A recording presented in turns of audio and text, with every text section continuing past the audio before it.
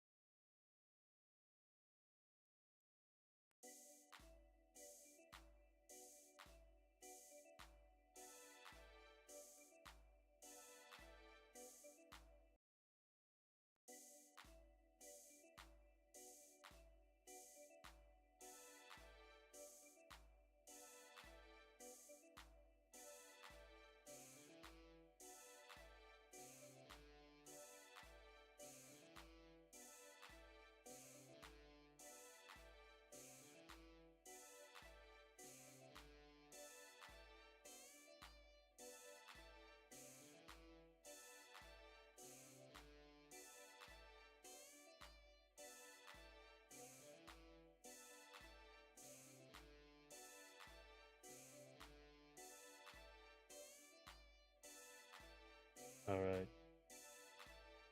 Oh, where's the?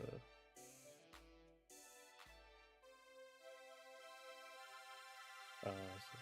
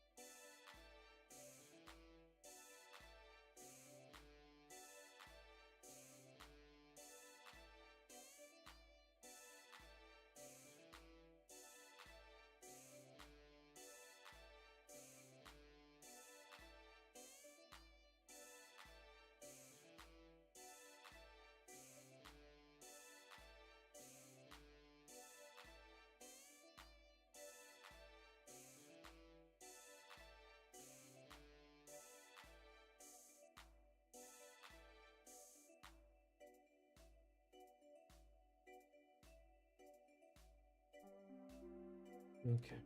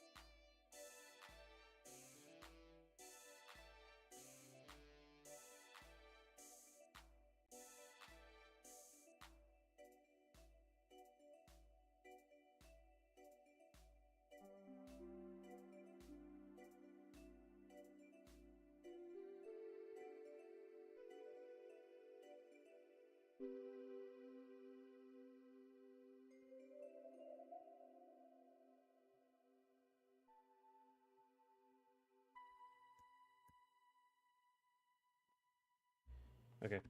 All right, let's go. Now let's. I'm gonna drop it up here. A little bit closer. Okay, testing Twitch.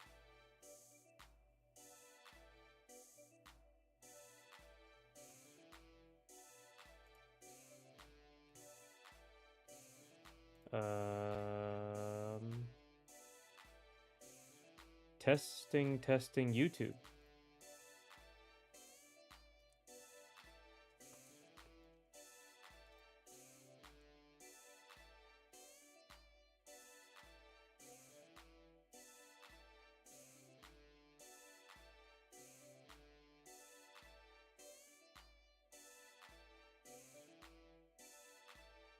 Cool. So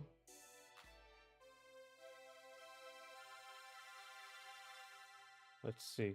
All right, so we're gonna kick this off with design this character today, and then we're going to. This is the original one, or not the original. This is Cassandra, where I can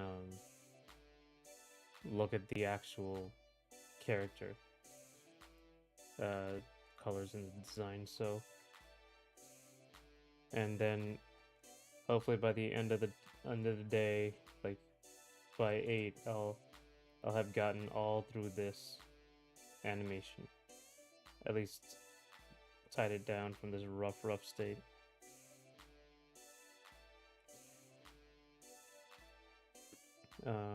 So let's get to it.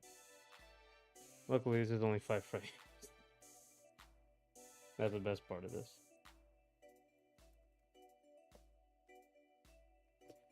Okay. So right now I'm gonna start. I pretty much finished this character design. I just need to get the full design out so I can look at it. So I'm going. Basically, this character is going to be like like a older, based on older punk looks, like 70s punk, like a lot more grungy than the others. He's a lot older as well. So, uh, simple shape design here. I give him like little Popeye arms. Um,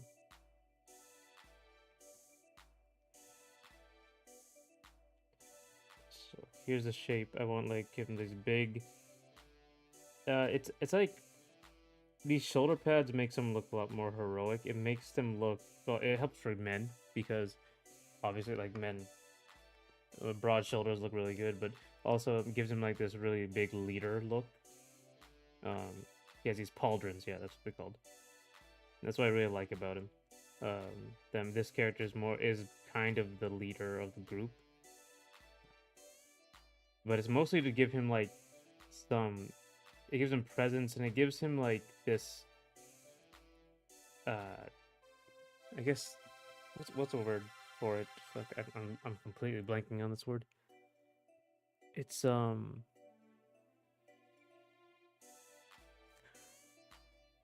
authority. That's it. Yeah, like an authority. So I really like that about this stuff, and I'm also gonna give him like this huge. I saw this giant freaking. Let's pull this back a bit. This giant collar I saw somewhere. This is exaggerated, obviously, but it was like this really cool looking huge collar on a leather jacket. And what he's really based on is like this jacket. Back in the day, they these in the 70s and stuff, like the punk culture, they would customize their like these denim jackets and their leather jackets and stuff. They would add stuff to it, pins and stuff. Um, and he's like, so he's stitched a bunch of stuff onto this older what's it called? This older leather jacket that he owns.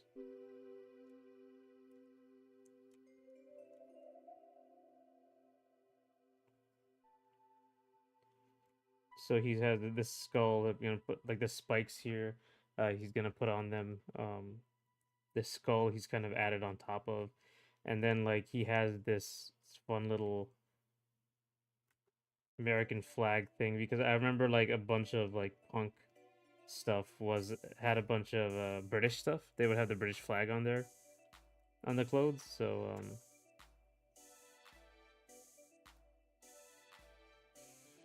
so let's see.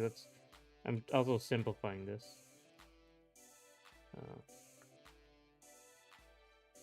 as I'm going, so I just want to keep like the shape. So basically, his shape design is like he's got his head and he's got his giant hair, um, and then he has these really broad shoulders, like really, really, really broad, and a really thin waist to exaggerate that broad shoulder, and then really thin hips, and he's really tall. Let's give him like an actual proportion. So he's really tall. He's like a huge dude. Huge muscle guy. I think what I can do here, I think I made, because his mohawk is so big, I want to be exaggerated, I think I have to make his head area just smaller in general, yeah. To fit his proportions. I want him to sit inside this collar, like he's a lot more laid back. Um,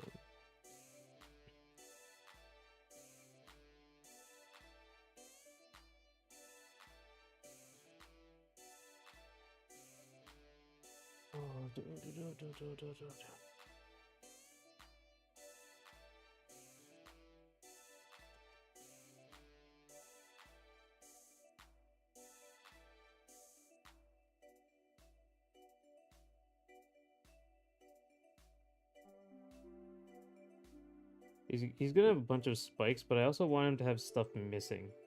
Like it's not like well kept. These spikes have been like shaved off or broken in some places, and it's not like super sharp. Um, Unlike someone like Cassandra, it contrasts with Cassandra, who's like has a new clothes. Um, it's gonna show like this guy has been around the block more, and Cassandra just hasn't. So like Cassandra's basically everything is a lot newer. Like this is just a regular leather jacket. Um, it's shinier and stuff, and her spikes are really sharp, and everything's really like clean cut. Whereas he's like way more of a grungy sort of character here.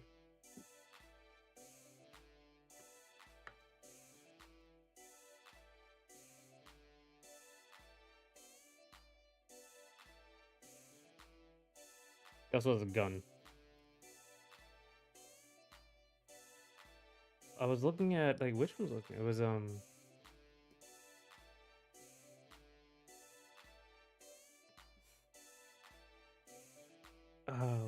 Beretta? Was it Beretta? Let me check.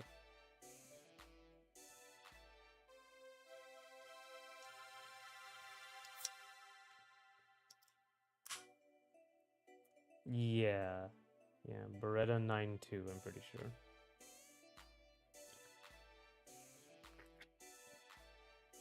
It's just a mean looking gun. I was gonna use a 1911, but I think this Beretta, it's a lot more is really mean looking. It looks like really heavily machined. There's a lot more like edges and stuff to it.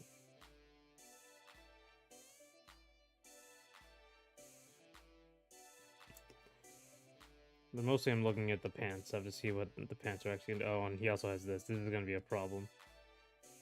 Plaid was big in punk culture back in the day. I didn't realize it. Um,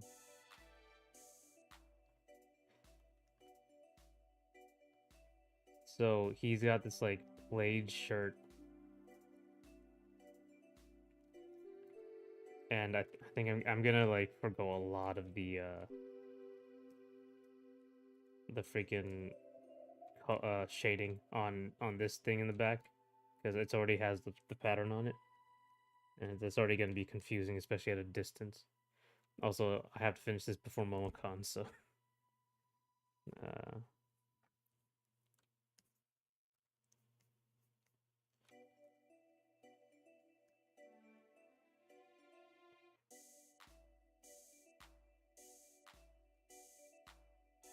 And he has these, like, him like these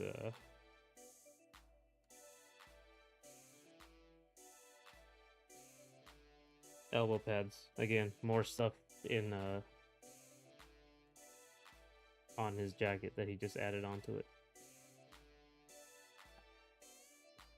A lot of character design is going to be like you're looking up here.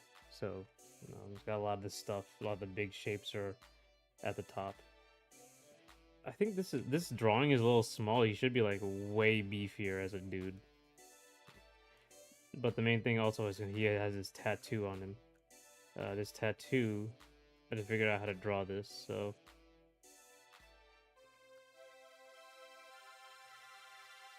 this tattoo is very important. It's big to his story. So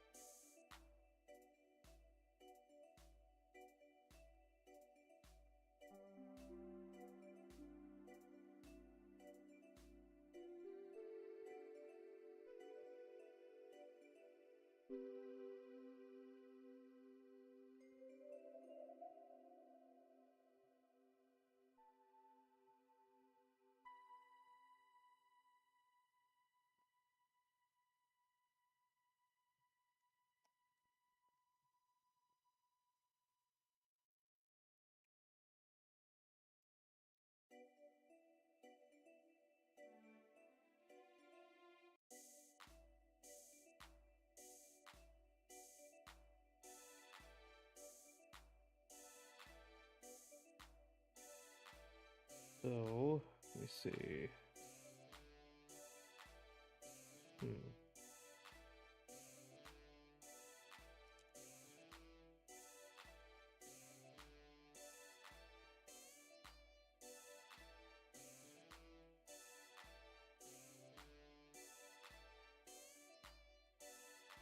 A lot of detail on this jacket.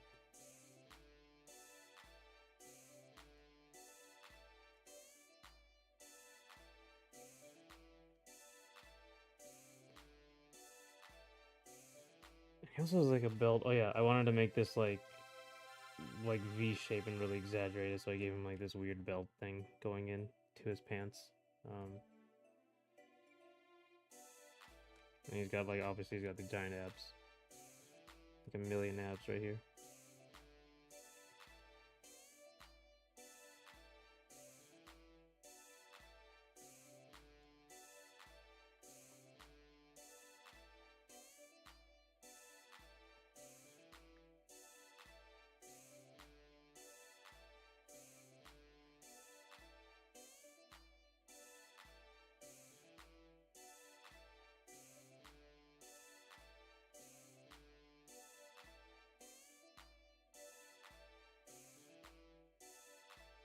Okay.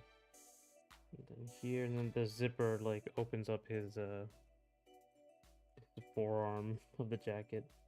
So I have to see how I'm gonna do this. I'm gonna make it like, oh right, it's just offset by one like this.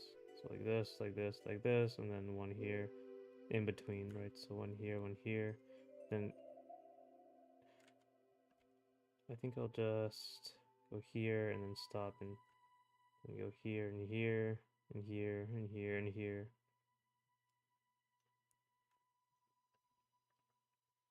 These guys biker gloves.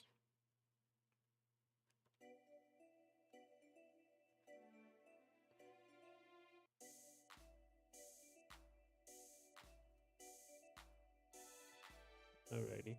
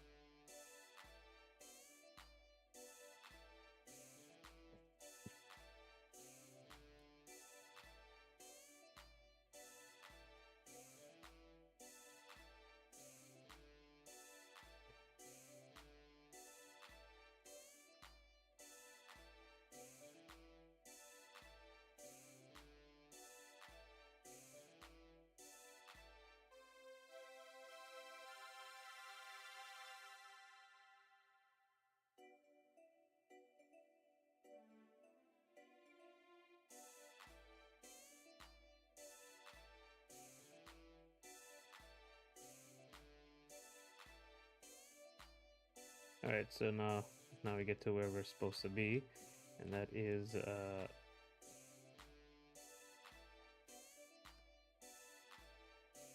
the pants shape is like this because it's tucked into his boots.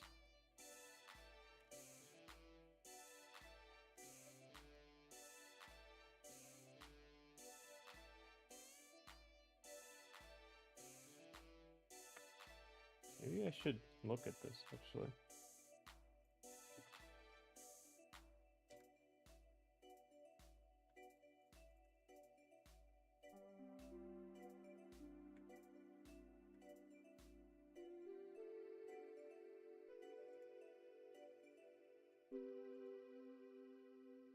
Oh yeah, he has this thing right here.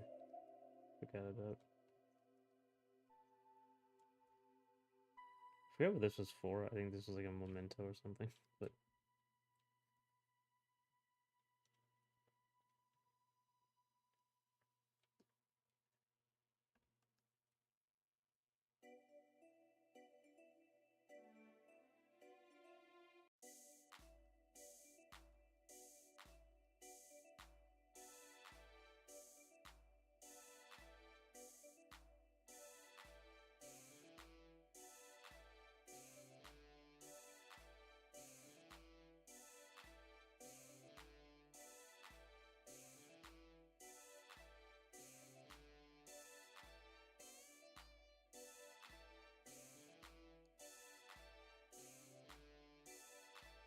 I think I'm gonna like maybe.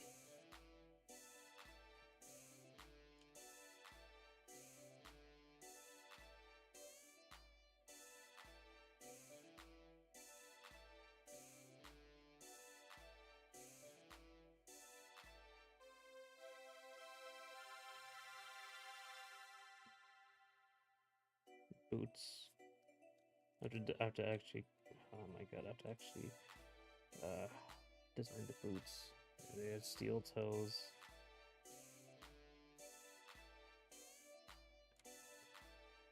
I guess I just look up steel toe boots. You know, that's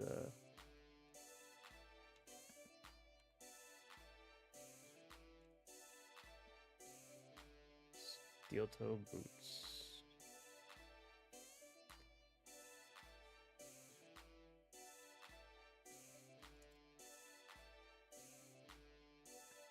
Combat boots. Yeah, it looks better.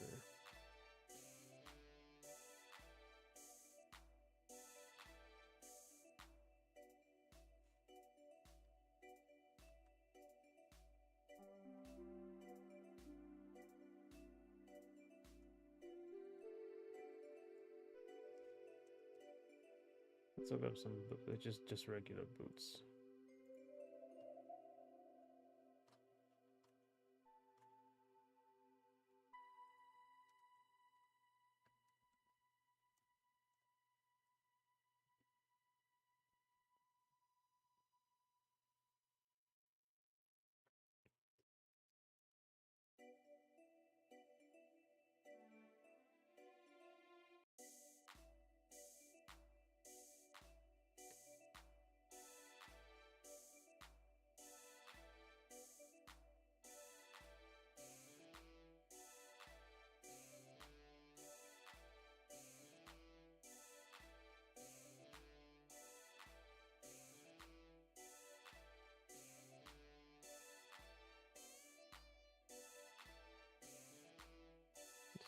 Looking at these boots and drawing them.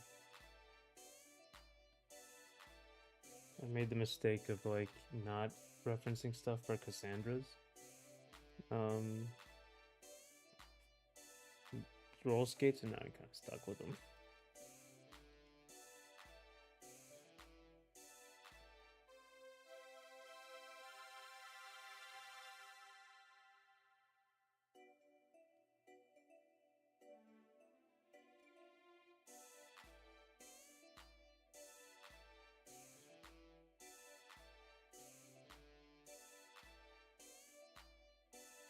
And I'm going to basically just, this is going to be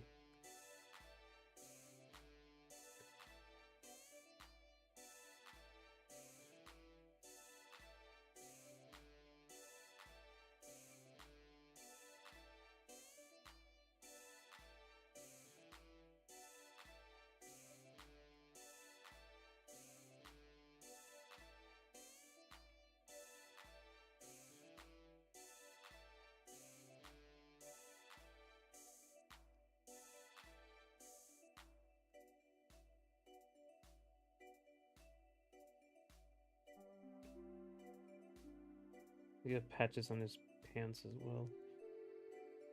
But I guess, like, there really isn't anything. He's just wearing jeans.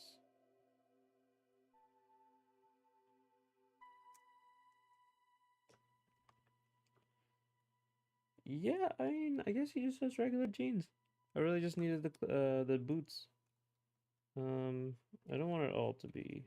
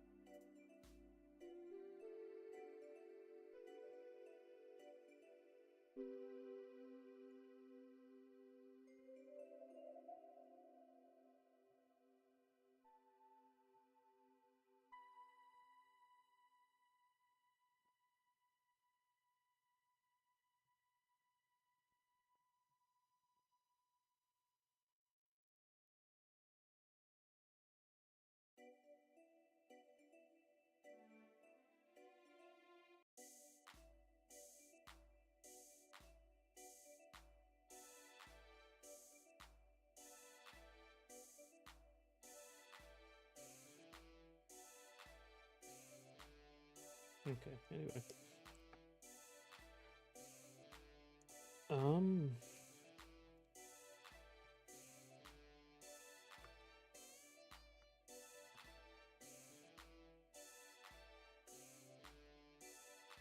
There's a little Paul in this picture, but alright.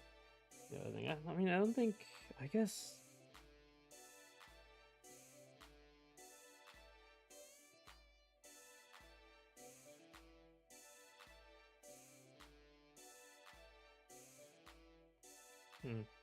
Yeah, I'm gonna. Actually, I don't know what to add to this kid because even still, it's just like a lot of blue.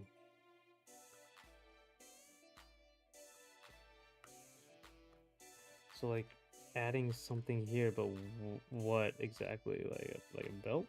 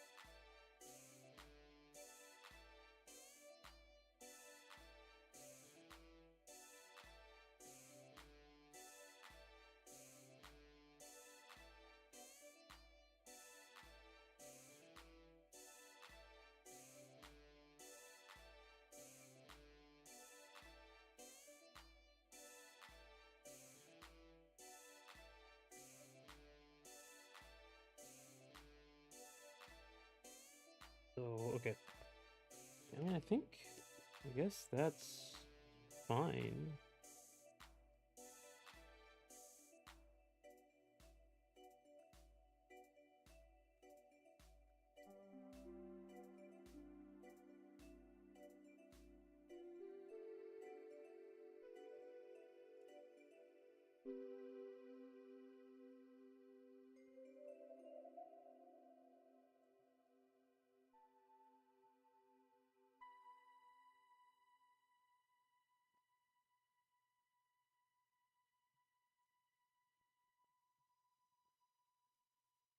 Let's give him the hairline.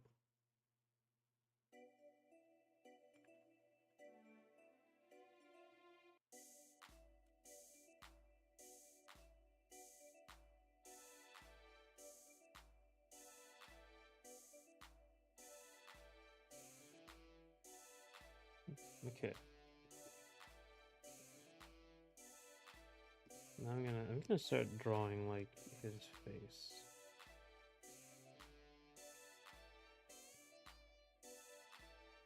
Let's give him like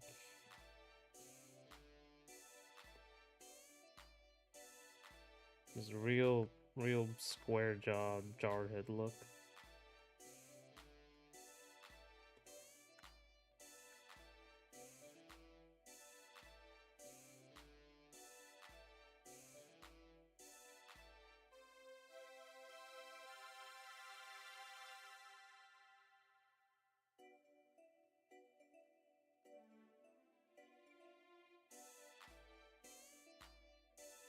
It's like really muscular, so.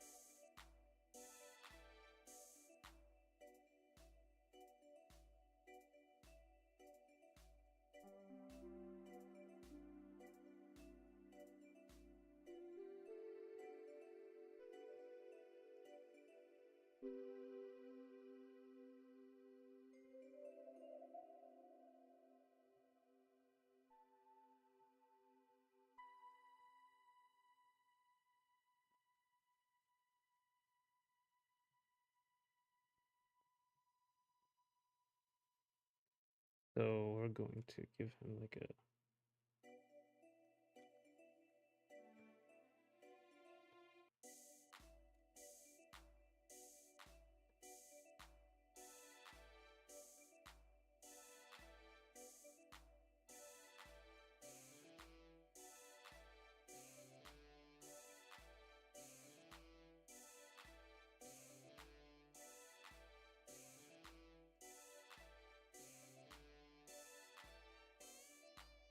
I've been drawing girls too much. Like his head, still a little feminine. Uh,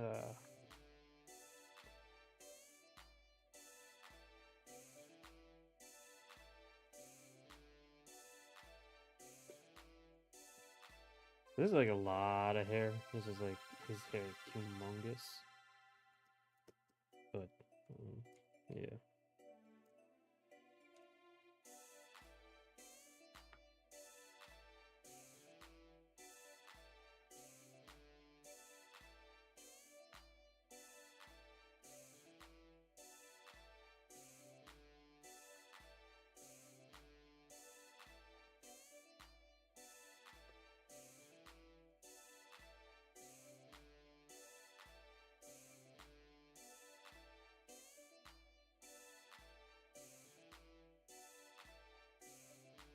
Okay, okay.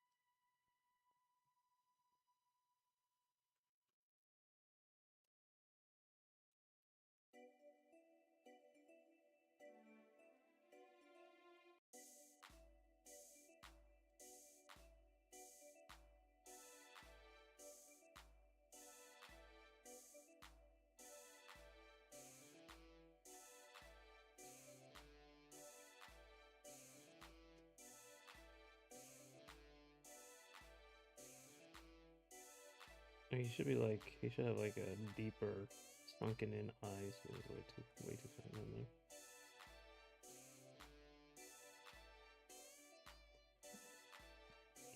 Like a man's face is a little like the, make everyone more manly. Like his eyes should be thinner,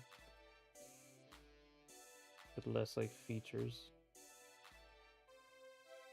His eyes should be smaller in general, yeah. And then his eyebrow should be thicker.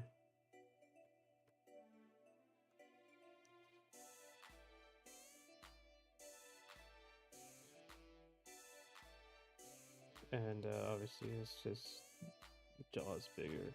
It's just a little too big there.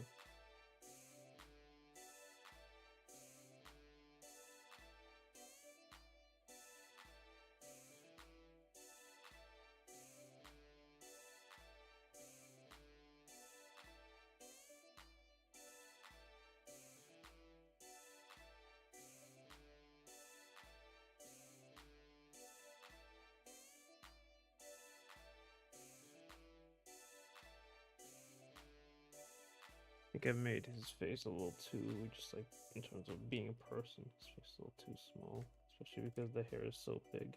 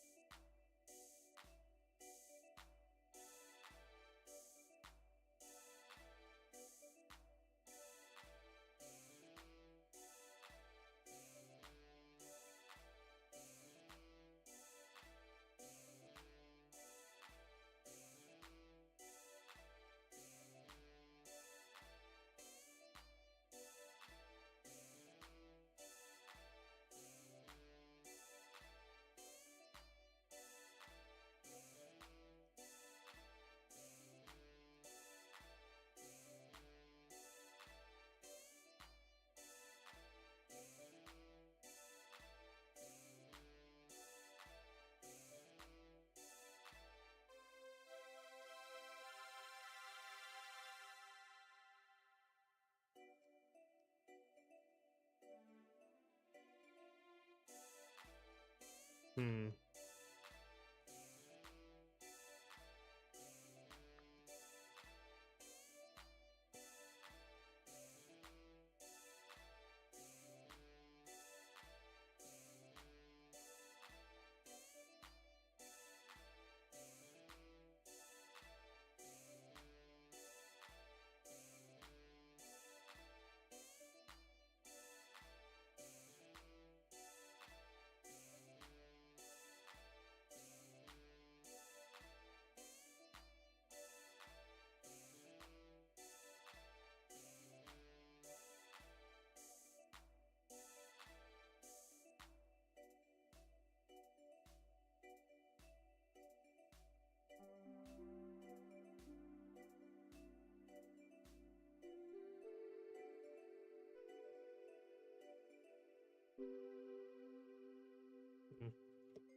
Faces take me forever.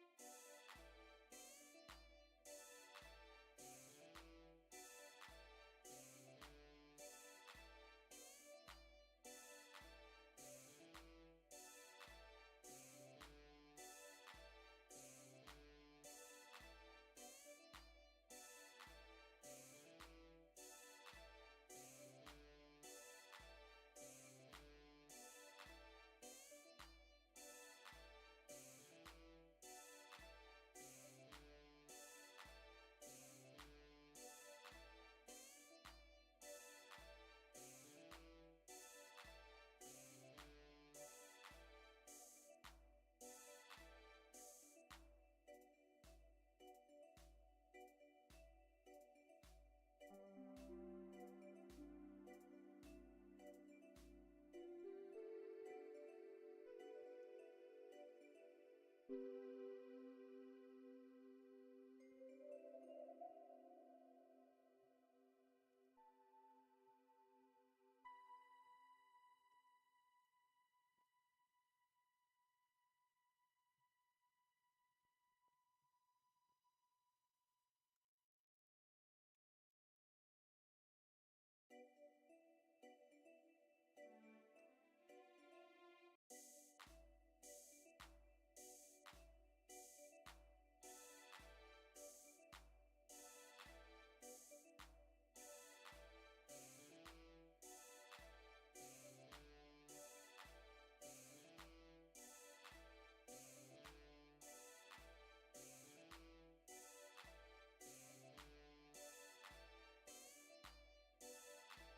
want his face to be a little thinner though.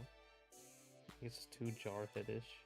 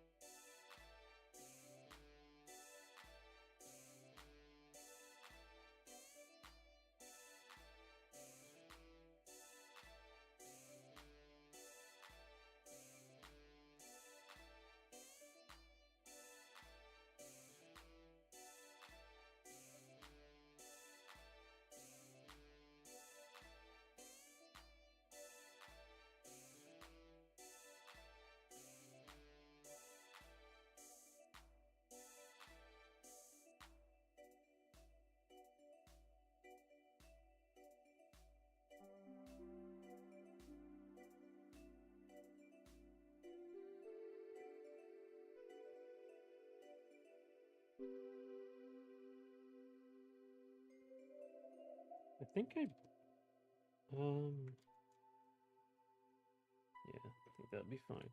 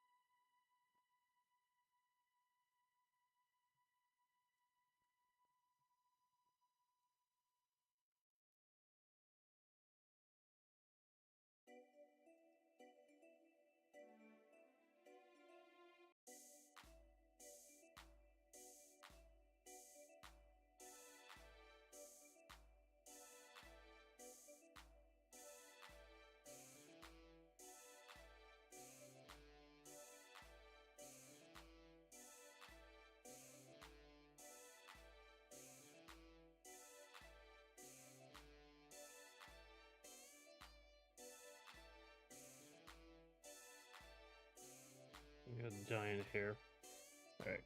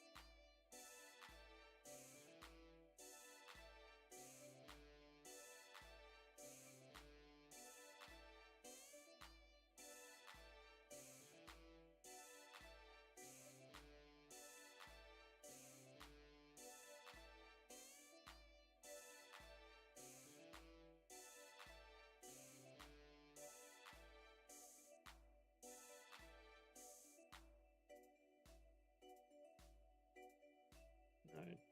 That looks better. It's kind of weird. It's because he's like too thick. Too much of a jaw.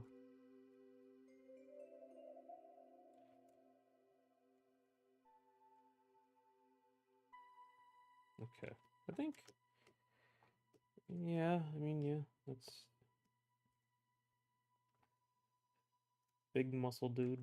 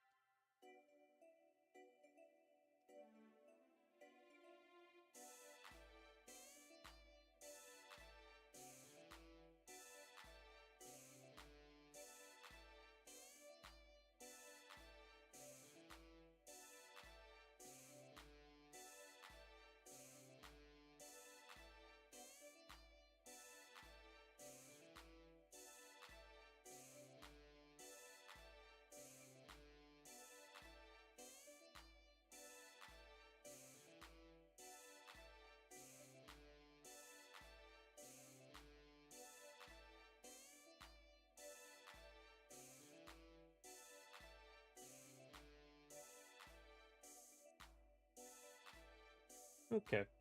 I think I can. Yeah, I can. I guess I can start. I didn't realize it would take. Because I was gonna do something with the pants, but. Yeah, the pants are just blue. They're jeans. Yeah, I guess that's it. Let's go. Alright.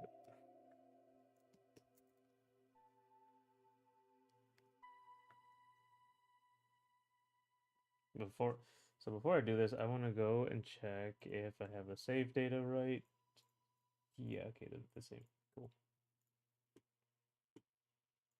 So we can start now. Alrighty. So let's open this up. There. That's what I need. And I'm going to start drawing this character in here. So this is not going to be the final. This is going to be just the rough. So actually, I'm going to increase the. Yeah, I'm going to increase this.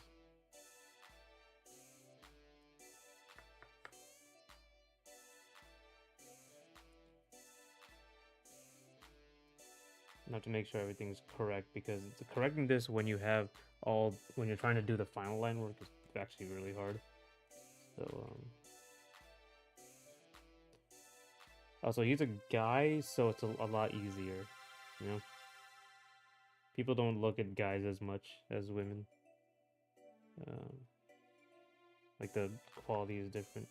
Oh wait, I forgot something. Actually, gotta pull this back up. How does he look with the guitar?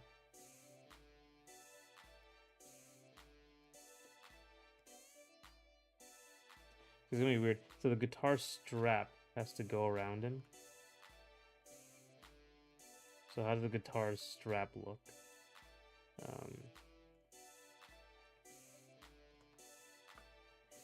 I don't want to cover up the abs or the tattoo really. So up here, I guess I should look at the a guitar. Guitar strap.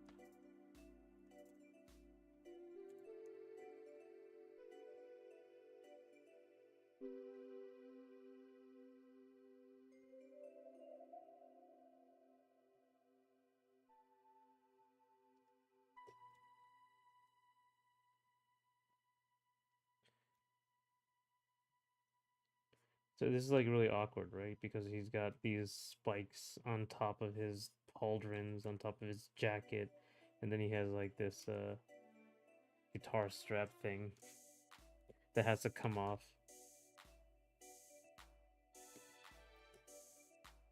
I need to like open up his jacket. I have to remember to keep his jacket pretty open.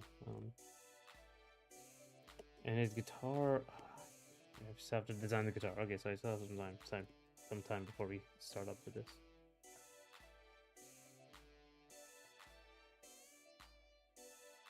So let's see. Let's design the guitar.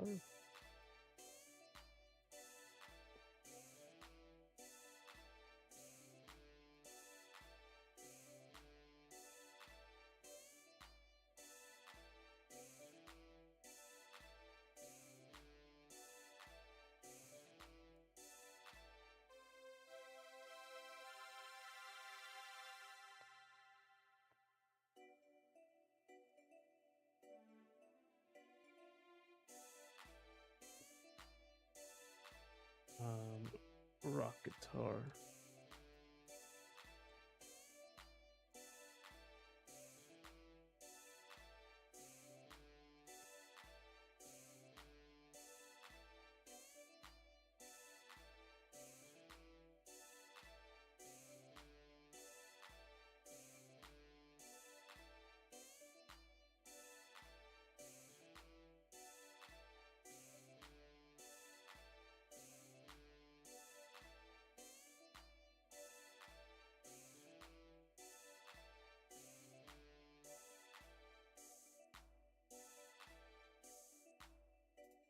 Those are the two areas, and then there's another area here.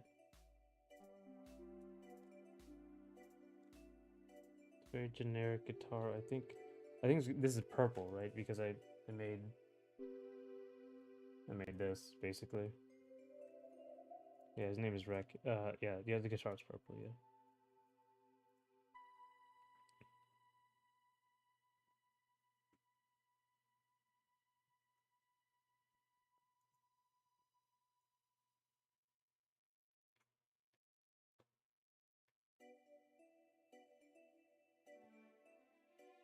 And this is actually wrong because this is fine. It's wrong, but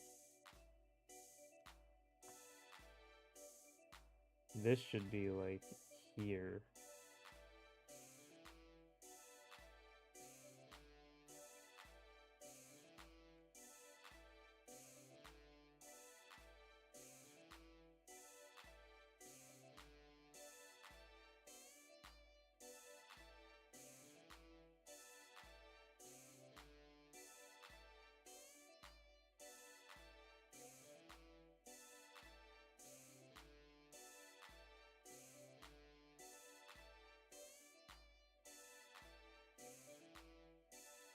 So he's got like a bunch of colors going on.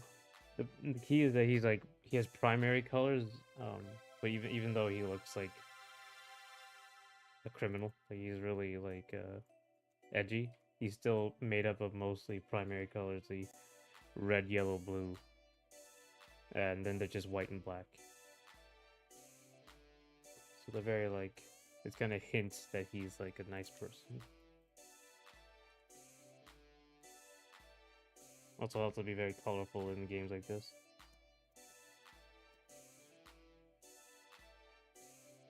So I think that this is a good proportion for his fucking head.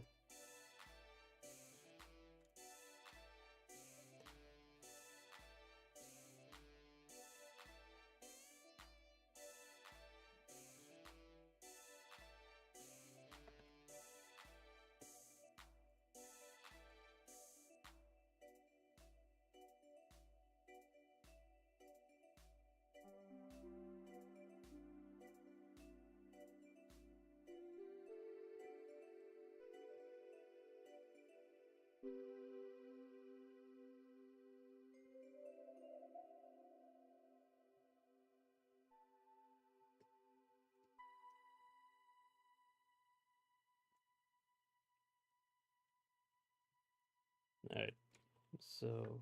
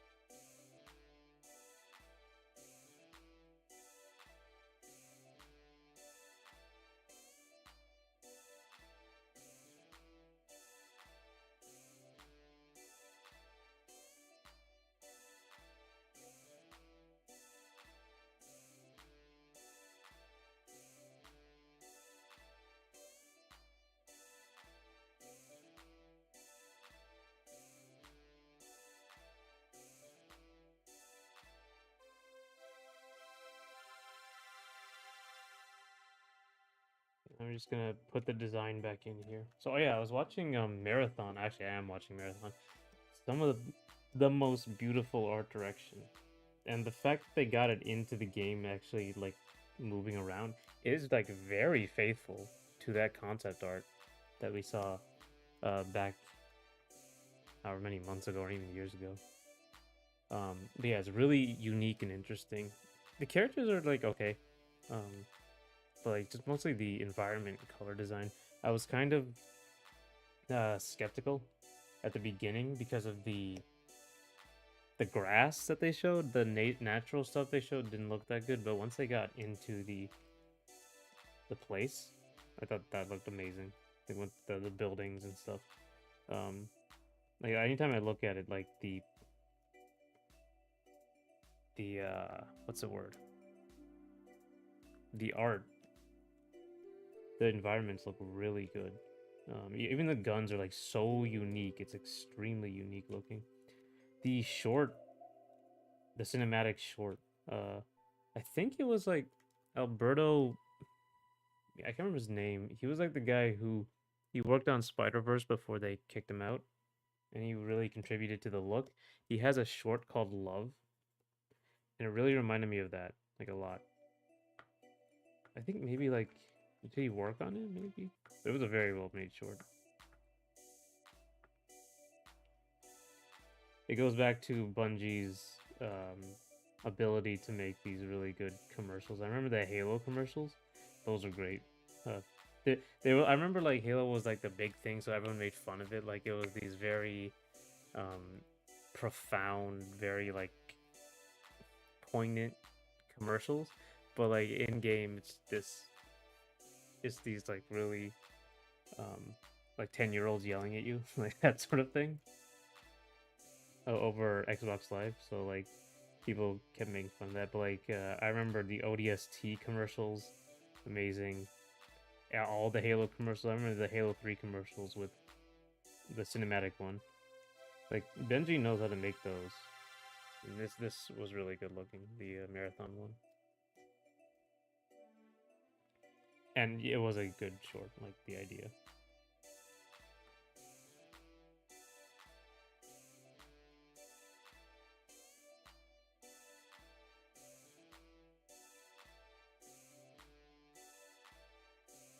The long and arduous process of actually making. I think you can actually see his eyes, so I think I'm gonna like soul bad guy Solid Snake this, where it's gonna be like really covered up by his forehead.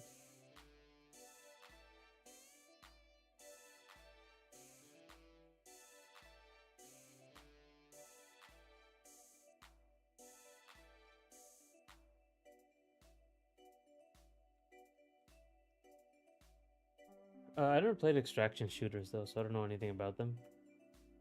I've just been watching the videos over and over.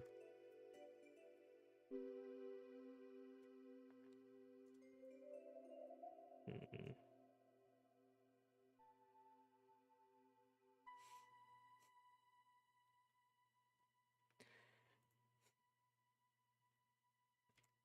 Oh, I have to do all this. Oh my god, I do so much for this character. Like, I do all the animation. I have to do all the sprays, all the illustrations, and I do the other illustrations for the game.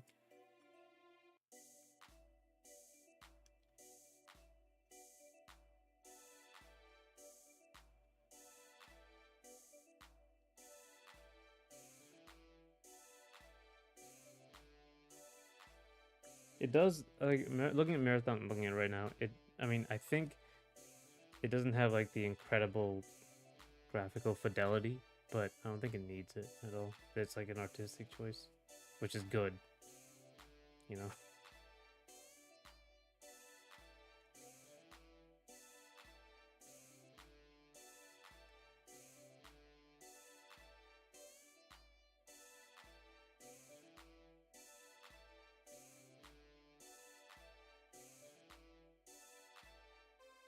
I think the guns are like very toy-like, you know, um, as opposed to realistic, like very blocky building block sort of look to them in Marathon. Let me pull up my thing, okay, so I can actually see the design I'm going with. Oh, I think I messed up. Oh, no, I didn't mess up. Okay, good.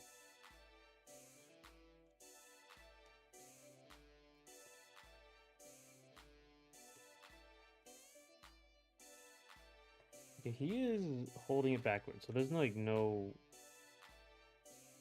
Or is he holding it backwards?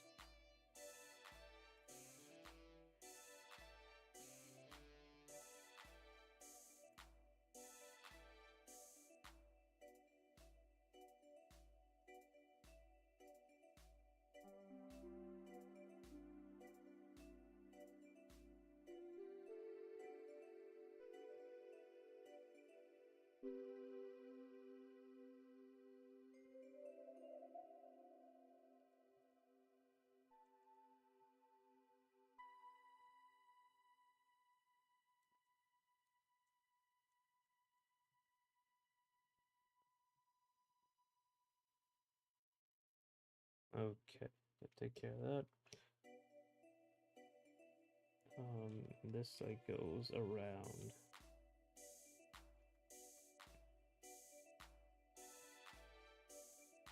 I mean, that should be... He is holding it backwards. I mean, I have to check the other... Let me check the other animations, actually.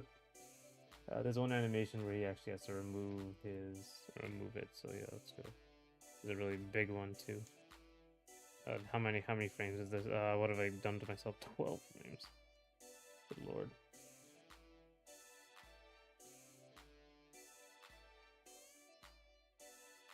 Okay, so here... Yeah, it's backwards.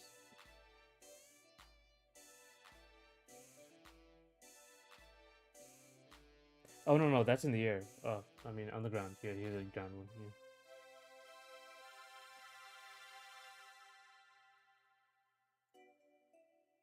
This is 11 frames. Oh my god, I'm killing myself here. Yeah, so he pulls it out. And yeah, okay, he has to be holding it backwards, right? It's been a while since I've looked at this. So yeah, he has to be holding this backwards. So he's going to have like this here, and the other side of this thing is like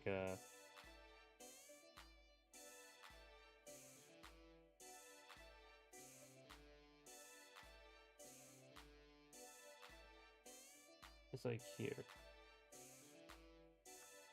Is at the tip right here, so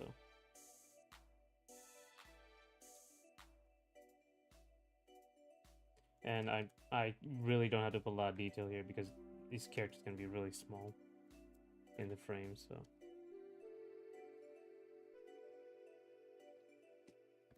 okay, this and this.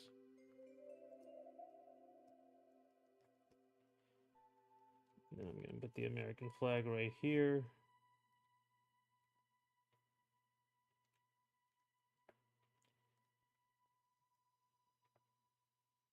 And then I'm going to pull this over here and be a proper. I have to add the shading here as well. So I'm gonna put, yeah, 3, and that should be up here. Should be up here. So this right here, and here, and here.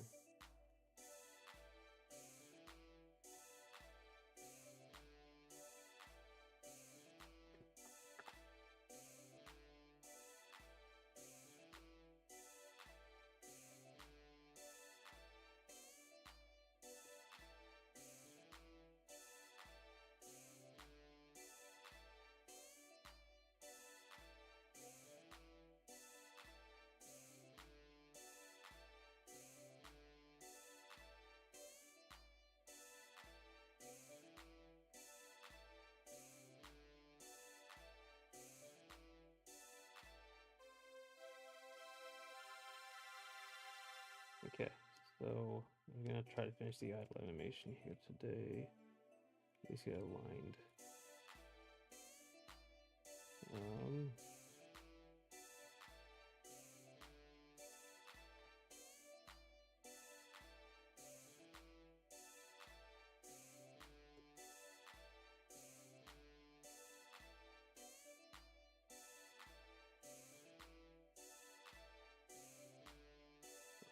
or like the guitar, back of the guitar.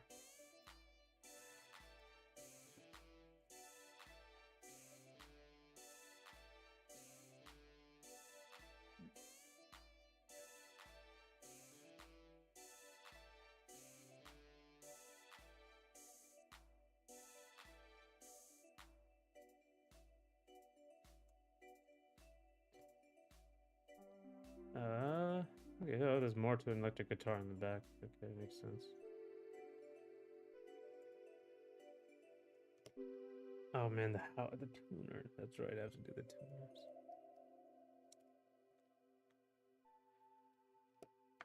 So there's a back plate.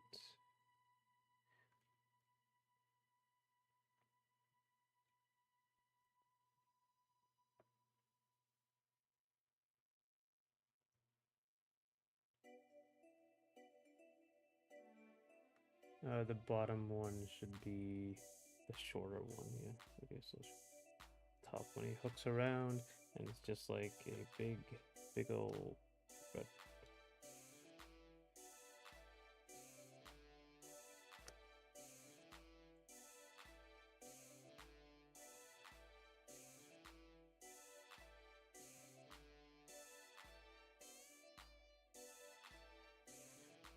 It points out to the short one, and then comes back in. Does this.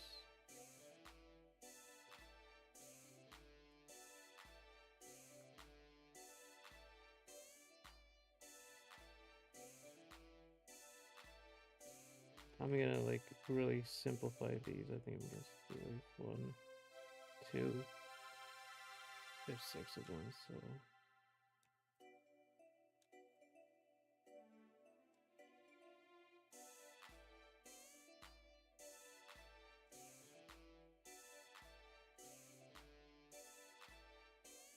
Okay, this is gonna be a problem. There's 5, should be 6.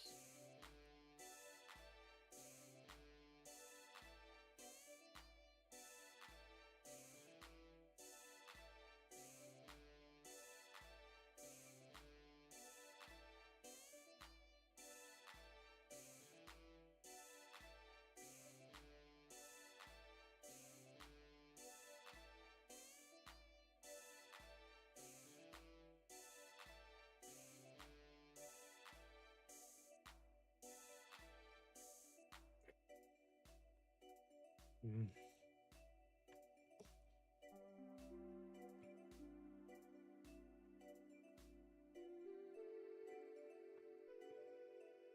Oh wait, no, the angle's wrong. Angle's like that, so the neck should be like this, and that means this should be like this.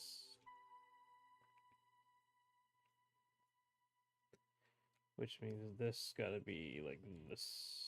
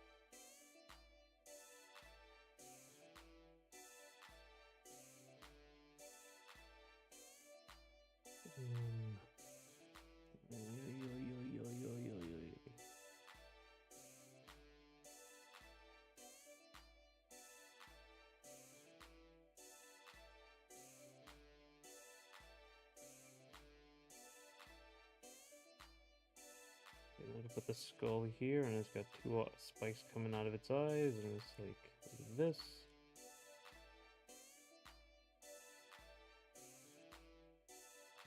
Okay, and then he's got his skull here, which is all the way out here.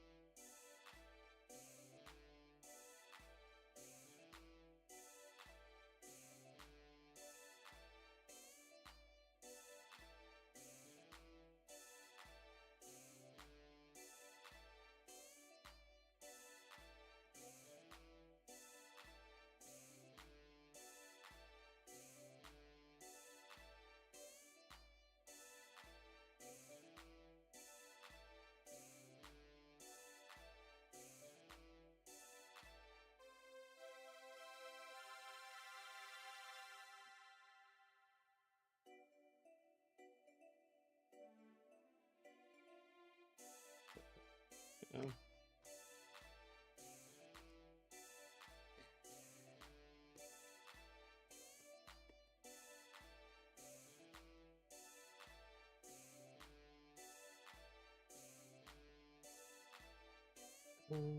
Here.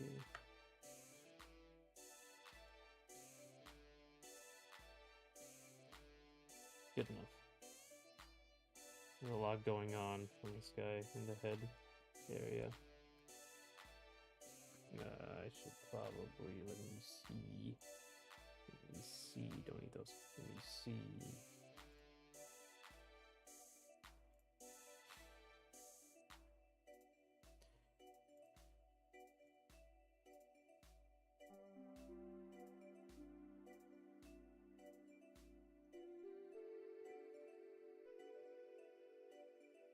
All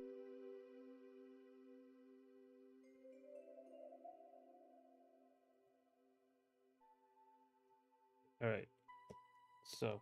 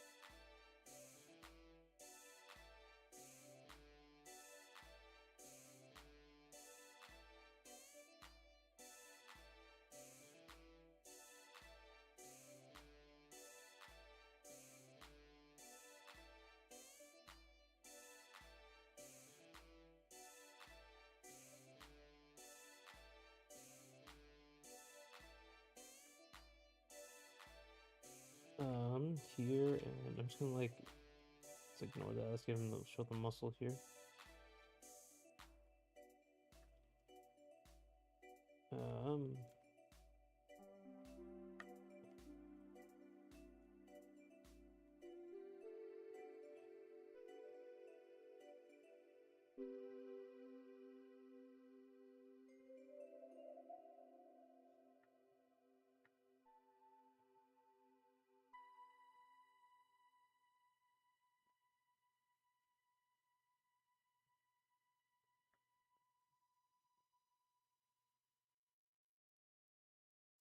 um, okay, I'm gonna go here. It's actually all in front of the guitar, so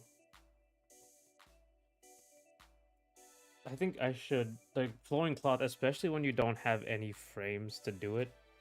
I have like 5 frames, and adding any of this at this point is gonna be a problem.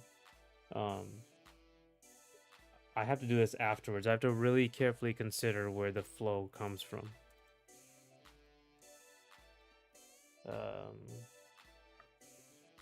Right, let's see. Let's try this here.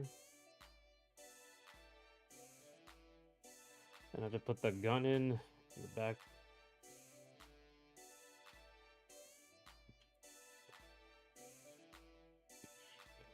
There's like a lot of things happening here now. It's just a bunch of stuff going on with this character.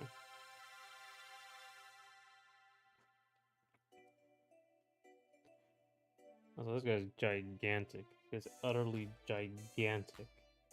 But I guess that makes sense. Like, he's supposed to be imposing. He's supposed to look like he's real mean, but he's not. He used to be. So I need to give him some more muscle here. Right, let's give him some muscle. I think that'll like break up the outline the best. Just give him like a really muscle look, like Alex from Street Fighter 3, where his like pants are skin tight. He's not supposed, but this game's not really supposed to be like superhero characters. They're supposed to be just more regular. Um,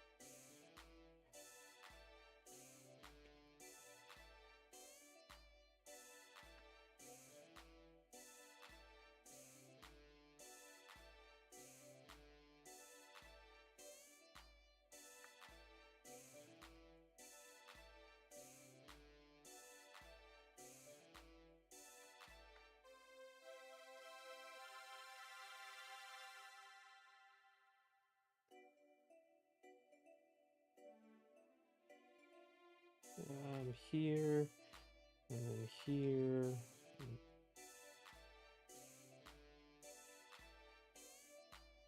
One, two, three.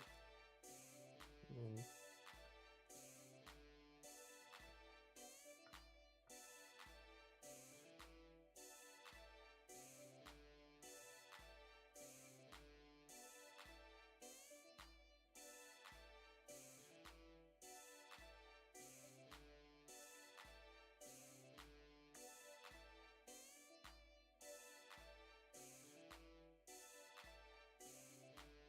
okay. It really messes with the shape. I don't like that. I think, you know, I'm gonna do this. It really messes with the shape here of the character. So,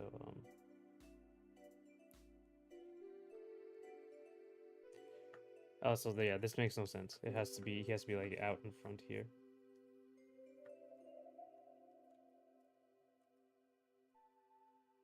Yeah, the knee and this has to be like in the correct orientation.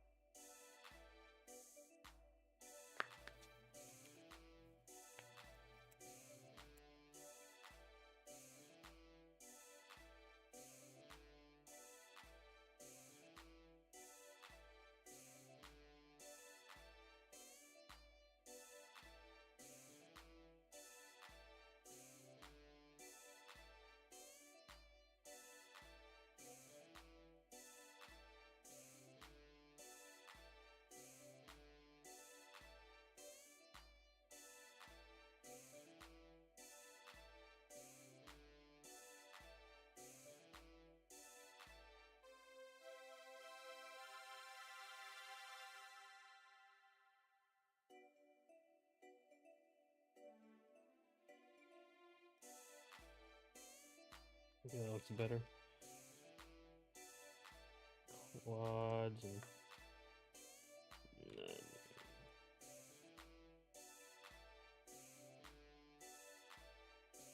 that's too far in.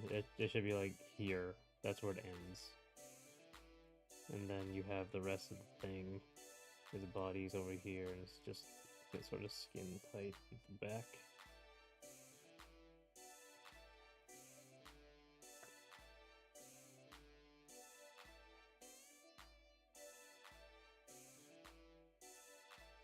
It's really awkwardly hunched over, so it looks really strange. So I think like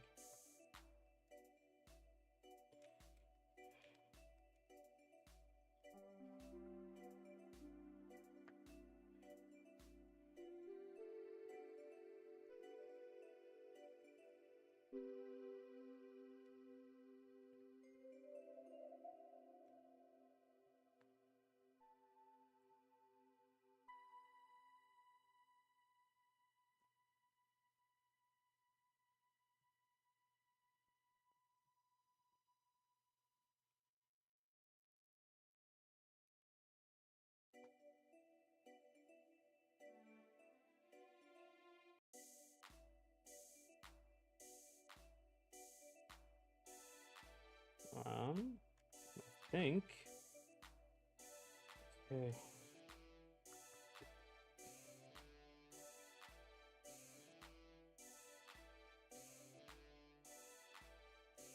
You know, oh yeah, it was like this. It was like he should be like this. Should be like here, and then he has his hand over it like this.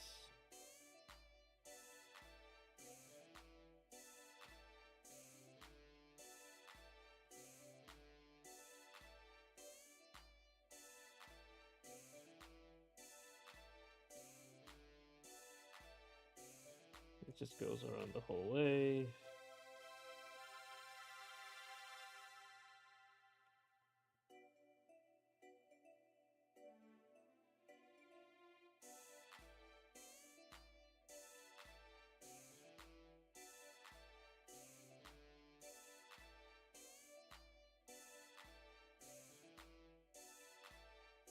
What is how that look? That looks like, yeah, it does go around the whole way. Yeah, and it has actually no, it needs like a zipper in the back here too for that to work correctly.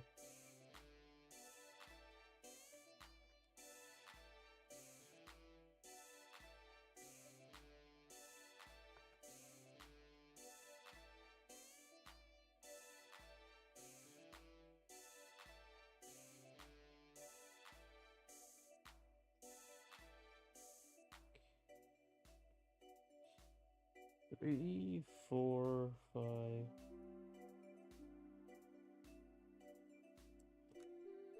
Up here, and that goes up here, and that goes over here, that goes over here, that goes over here. I have to make sure that it's 4, so this goes down here.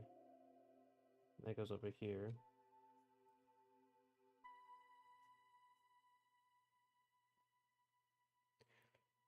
Yeah, that's actually gonna be 5.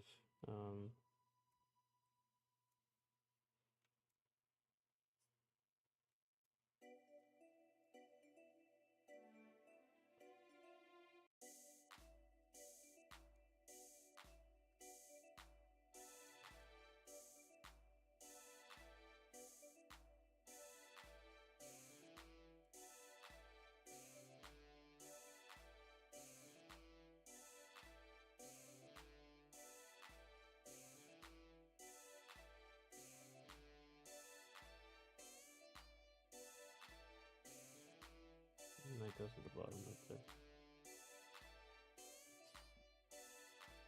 And that's that, and there's his hand, and there's his other hand, and there's his...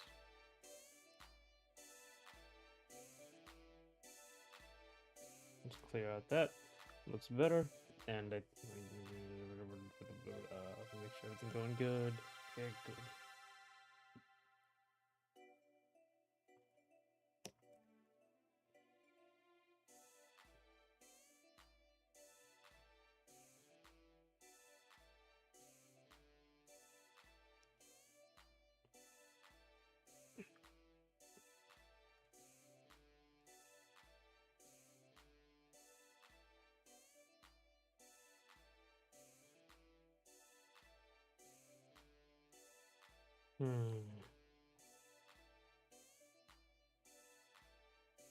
Alright. Alright. Alright. I'm gonna do the cloth straight ahead, and the rest of these are gonna be pose to pose. I basically have to do key poses. I have to figure out the cloth in the back.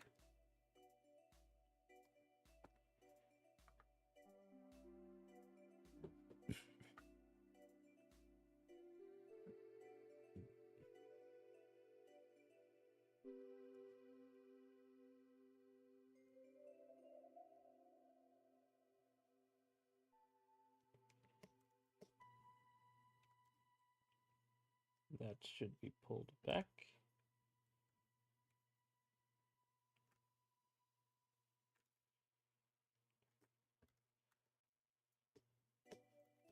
I'm actually making a video about it, but simplifying this stuff is extremely important, especially for final, because like I was thinking these pads he has, the elbow pads, are like you know, nuts, like this, nuts and bolts, and sort of like has these bolts coming out of it, like a screw and stuff, right? But yeah, and you can do like a bunch of like scratches and stuff, which I can put into the line work, but like at a distance, you're not gonna be able to see it. So I'm gonna like just do very simple stuff like this, and like say it's that big. What if I start adding lines everywhere? Like it's starting to mess around with how things look. Um, but like for illustrations, it'll be like this. But for the actual thing, but for the in-game sprites, it will look like that.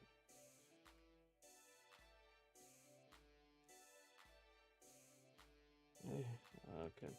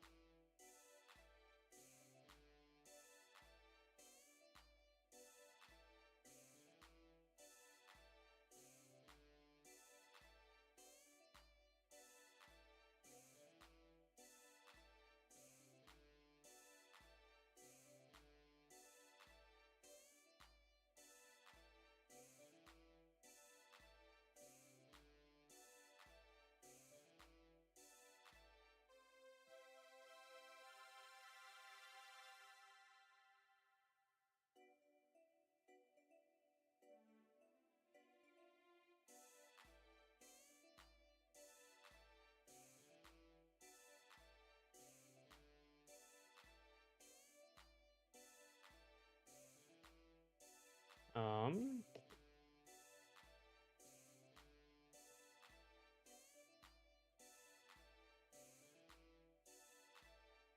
Okay. Yeah. So. Yeah, that's way too big. Let's pull that back a bit, and then.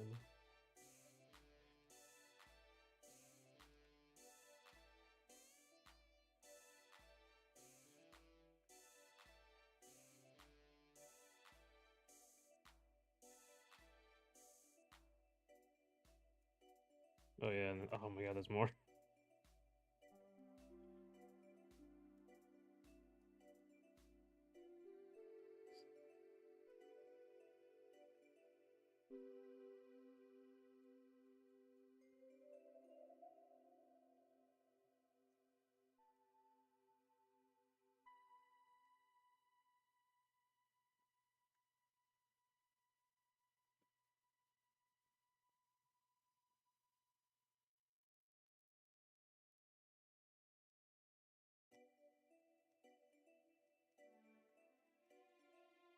Okay. And then you have this. I think actually that might be everything.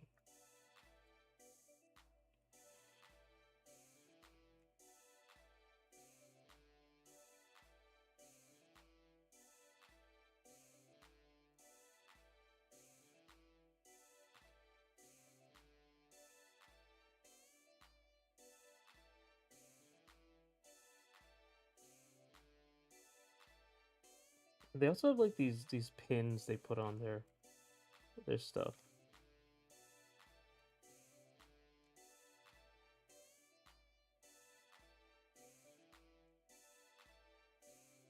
Like the pins I think are I'm gonna make them like just circles and like big circles and squares and whatever that he just added on to this.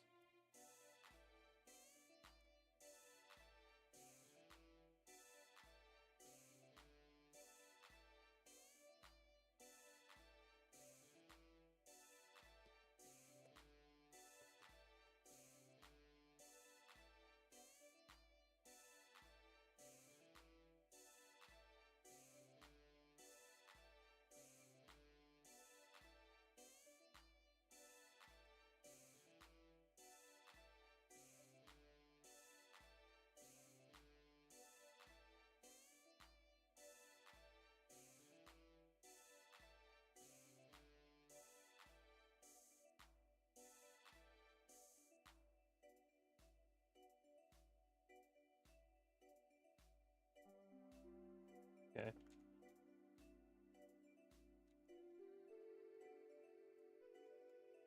I think there's like a big chunk taken out of this one because like at some point it was like something happened to it. I mean, these are all like worn and stuff. It's mostly gonna come out in the color. The color here is a lot more. I mean, let me actually have to pull this over here. Um, get into here. So if you look at the colors in general of this character, they're way more faded than Cassandra's, who are like very neon blue. Um, in general, is much more desaturated. That's kind of how I want to differentiate. The leather jacket has the same colors, but if I go over here, you can see the highlight colors is like very grayish. I want to. I don't think I'll keep it this gray, but I wanted to keep it gray and monochrome as opposed to hers. It's like very rich and warm, like they're new.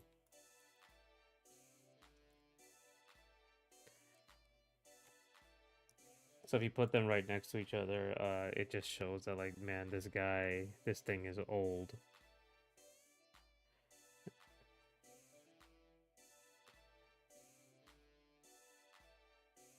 I have to make these tuner things into a shape if I'm ever going to figure this out. So I think I'll just do that. That'll make my life much easier. Okay.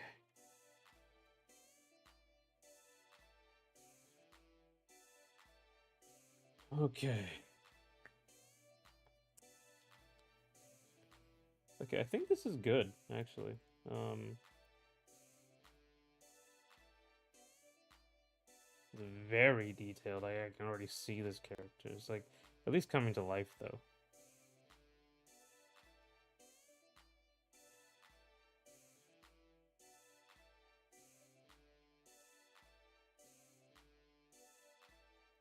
This should be 0.3 as well.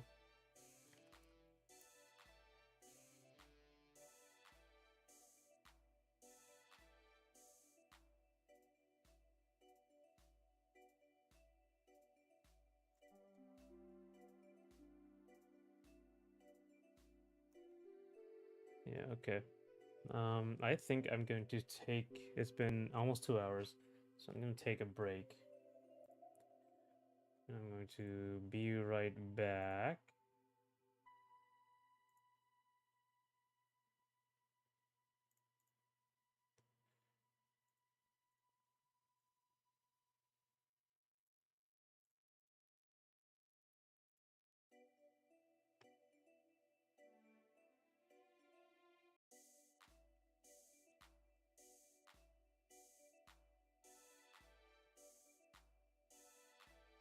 And I'm going to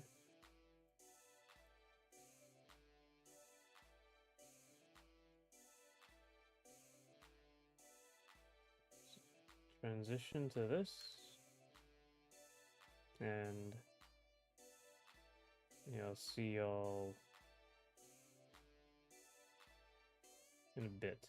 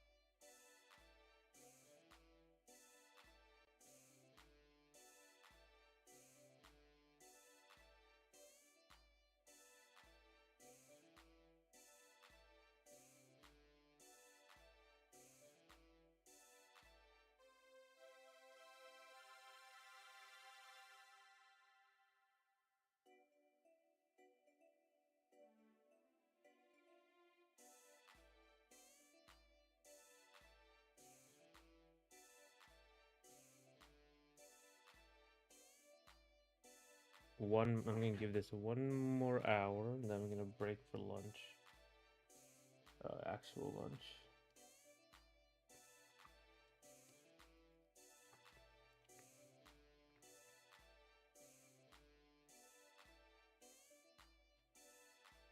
I'm trying to see somewhere where I don't have to like redraw the head.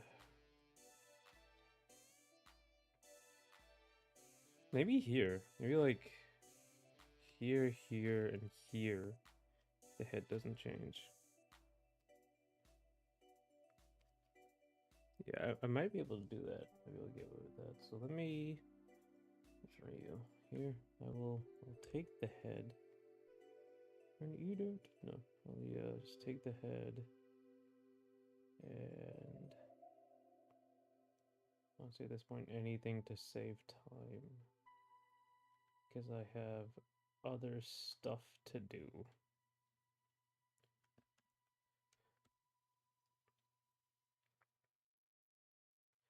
So put you over there. Just move you there.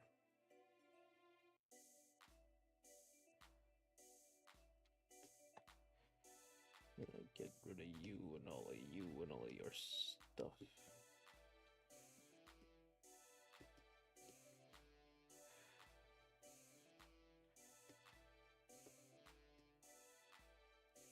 I guess I can make it slightly bigger. I really shouldn't, but I shouldn't set it page just recurs null. And I don't think I can. I think I can do it here, but not here.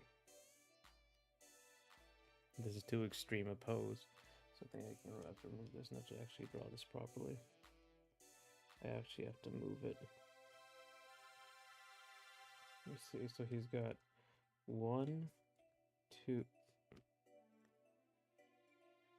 The second one from the top is like the big one, and then the third one, and then he's got this thing right here, this hair thing, and it's actually gonna come in like right here.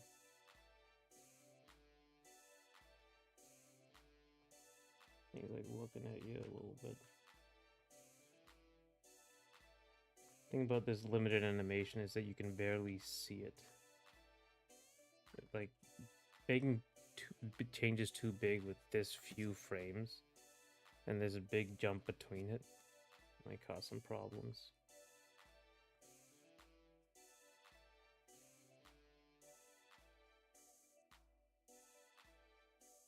And like focusing on shape design here, because at a distance that's all you're gonna see. So like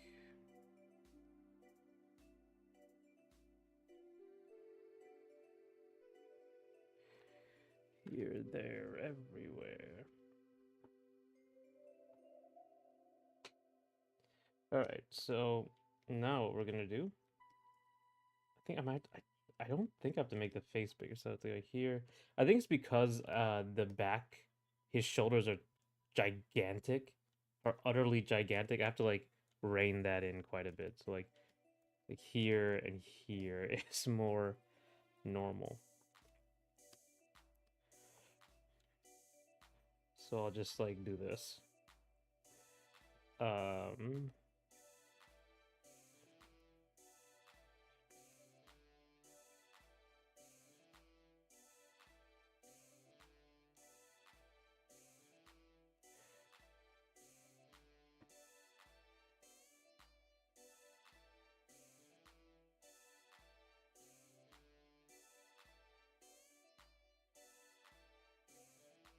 Okay.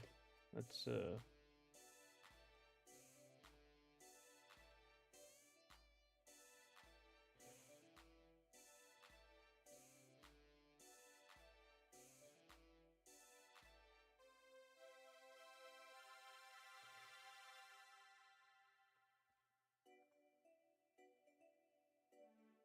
um.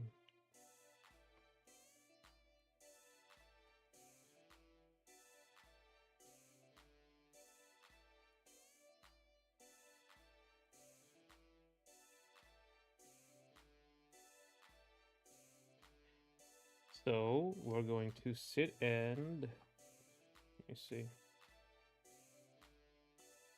I need this design back. I have to actually look this up. I'm not quite perfect with this design here. So let's here. I think this is the extreme pose. Yeah, this is the extreme pose, and then it goes back up. So I think this one in here is going to go back, and then it's going to go forward. So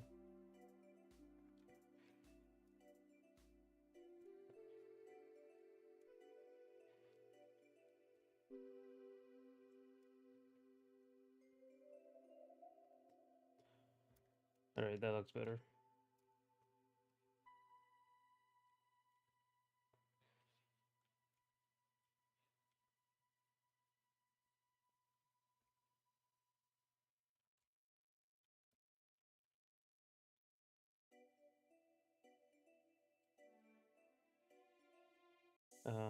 So okay, so there's that.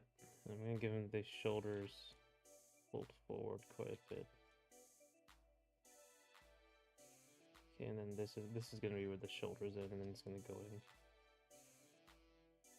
to the front plane of the jacket.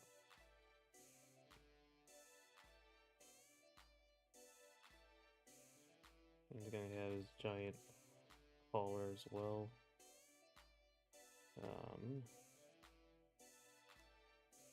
You know, like his big jaw and big chin.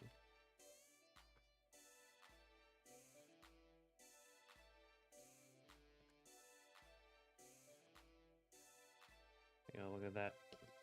Look at this face right here. This was a problem in the other characters because the other characters do not stay on model at all.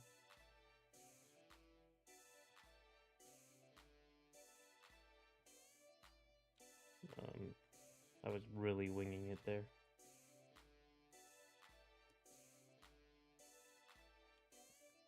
Do I have his tattoo? I don't have his tattoo.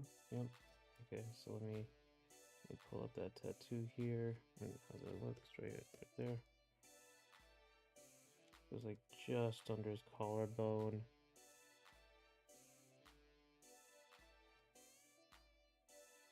It's gonna be like literally a drawing like a tattoo would be.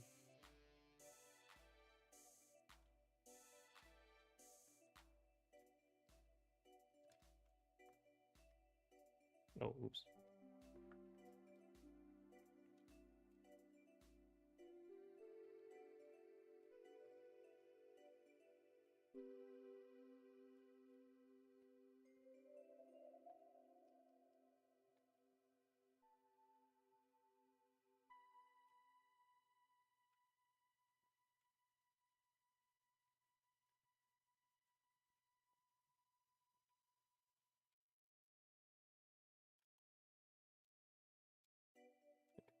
very simple.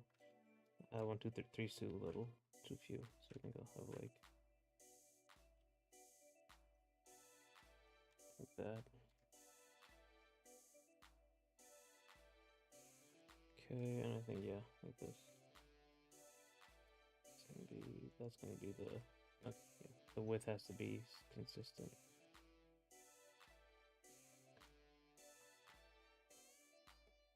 Okay.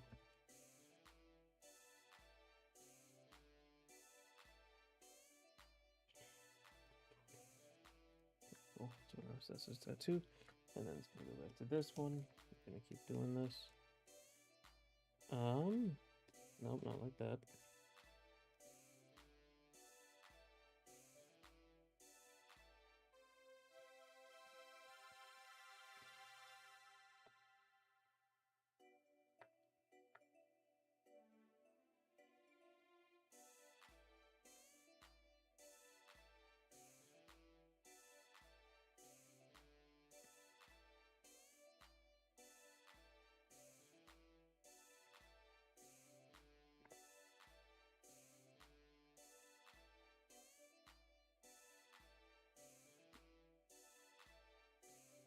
Oh, look. Okay. Okay, good.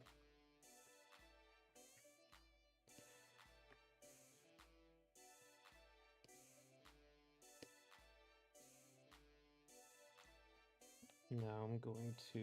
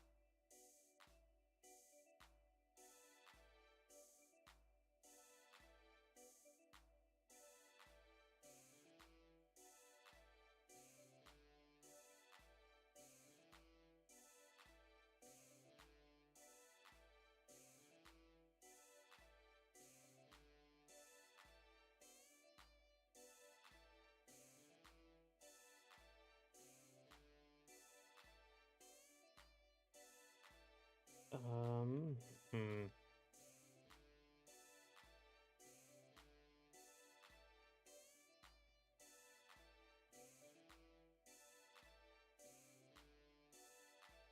No, I think like here. Maybe a lot of like just me doing this. Hmm.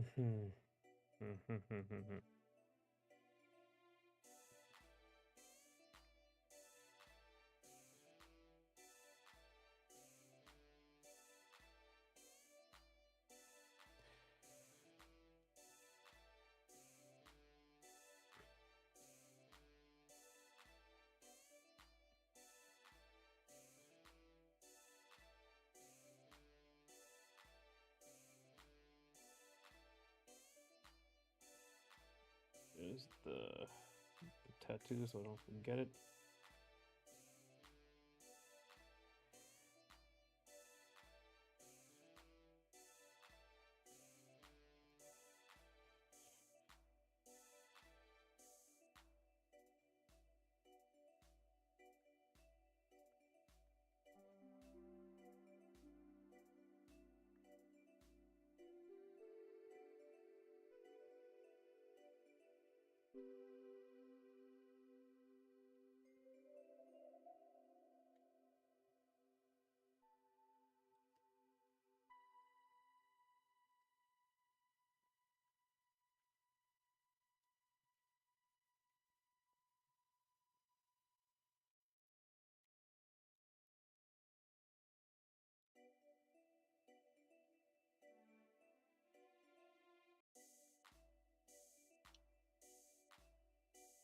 Okay.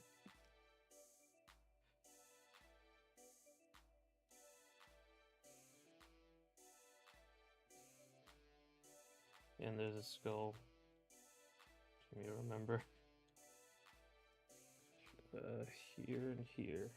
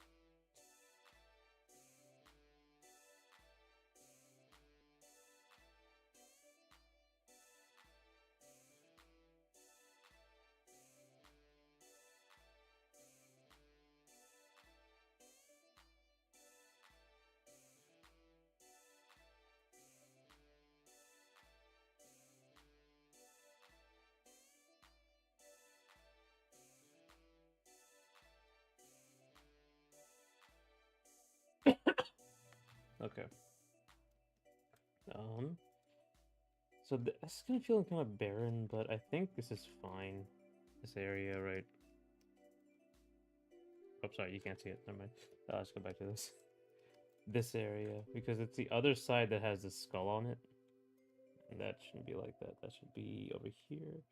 And that should be 1, 2, 3, 4, 5. 1, 2, 3, 4, 5.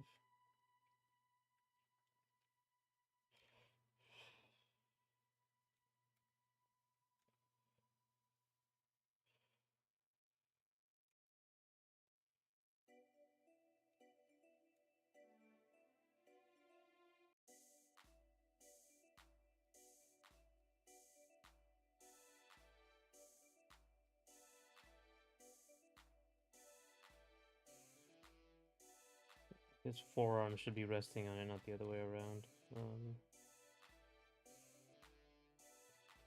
So let's see. Actually, speaking of Marathon, I was talking about that before. Like, I didn't even realize it all came out. I was surprised because I didn't. I was really looking forward to it because I saw all the art. But then, like, it came out April 12th, I think, and I didn't know until the next day.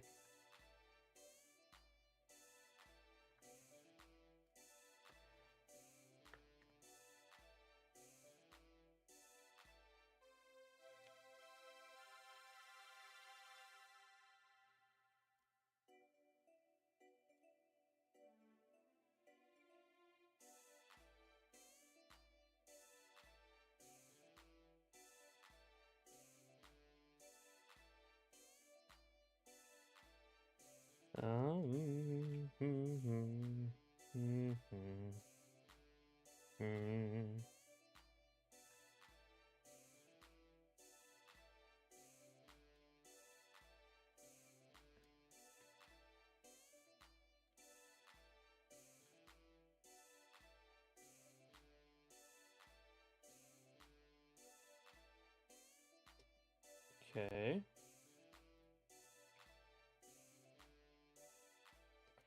And it's underneath this is where the other zipper is, and then up here, and then obviously the next one. It's at the top one. 1, 2, 3, 4, 5. 1, 1, 2, 3, 4. 1, 2, 1, 2, 3, 4, 5. Okay.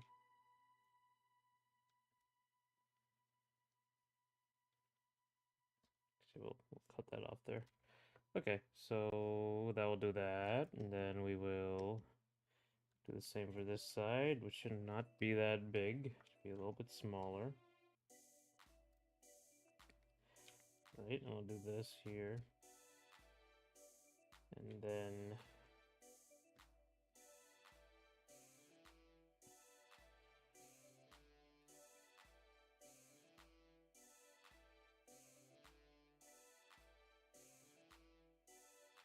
get to it.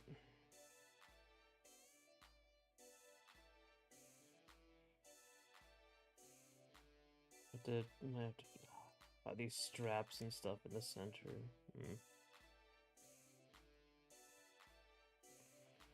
Yeah, but I'll just do those later. Let's put these right here.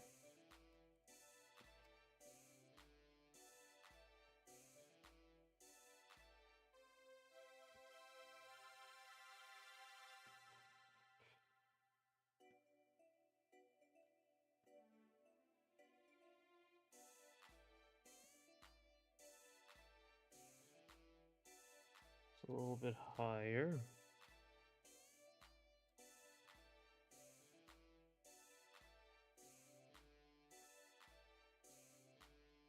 Maybe like right there, actually.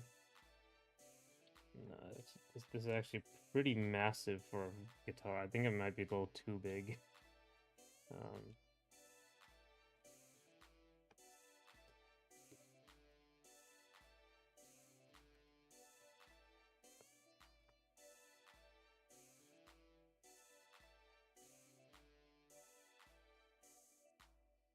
Here.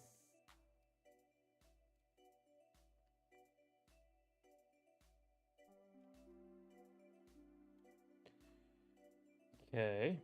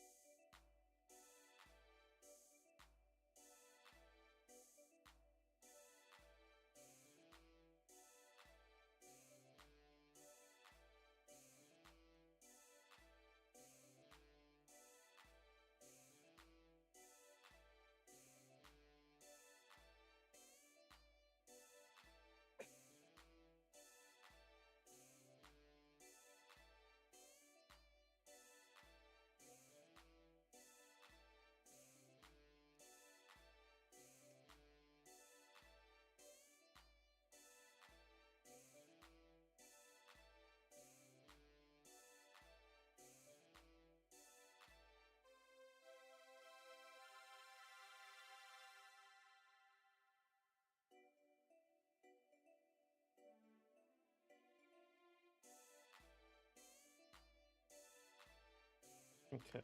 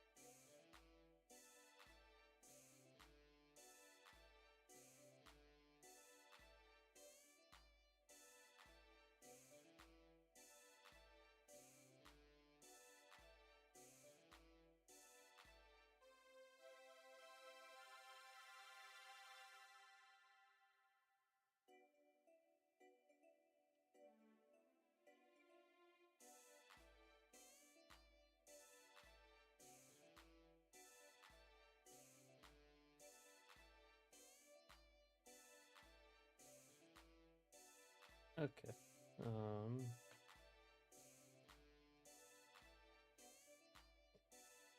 Okay. Looking pretty good so far. I have clearly gotten better at drawing in the last year. Oh yeah, the gun. Okay, add the gun. Yeah, it's got giant, big leg muscles. Looks like this, I believe.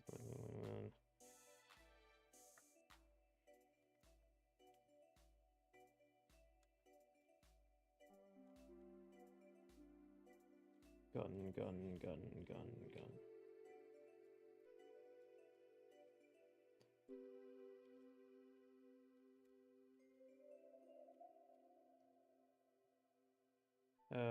Do do do do do do do do do do do do do do do.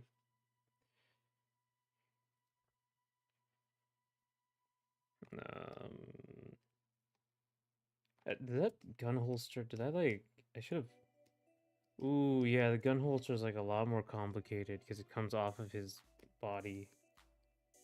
Yeah, okay, hang on. So if I like do this, yeah, it comes off of his body here, like an actual gun holster, so it's actually a lot more complicated. Oh my god.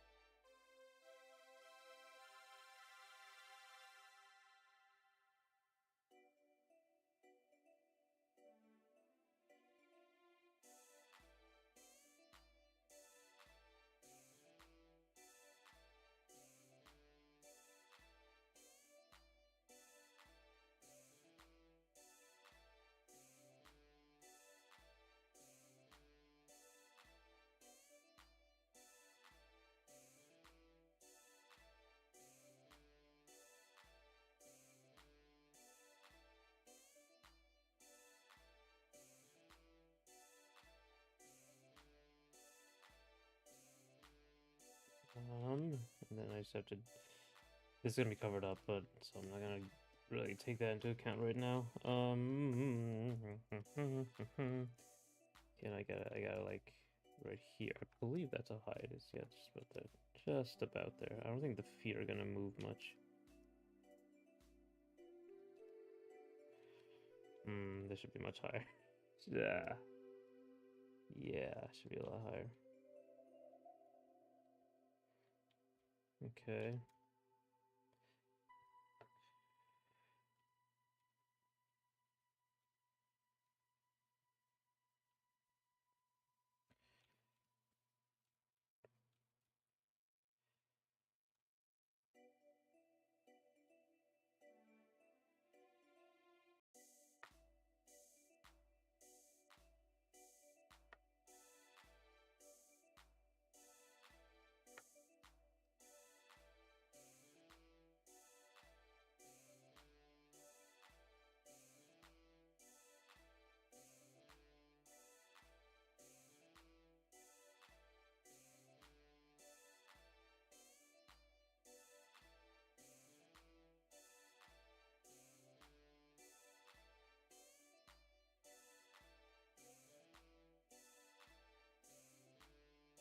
Okay. I got...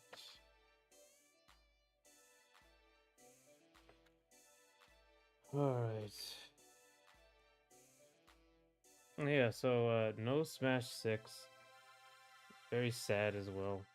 I mean, you get Kirby Air Ride. I never actually played Kirby's Air Ride. I don't think so, anyway. If I did, it was a very long time ago.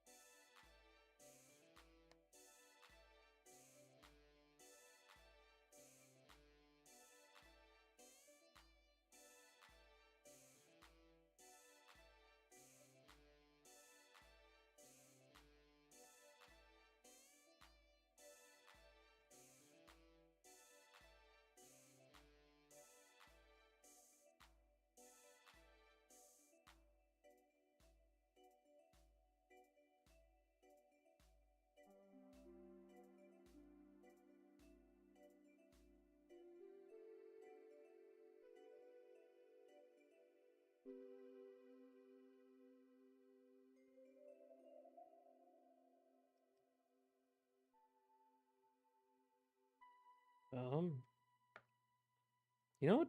I don't know why his feet are like barely move, and then all of a sudden they move like way too much. So I think I have to pull this forward. It's his back foot right here.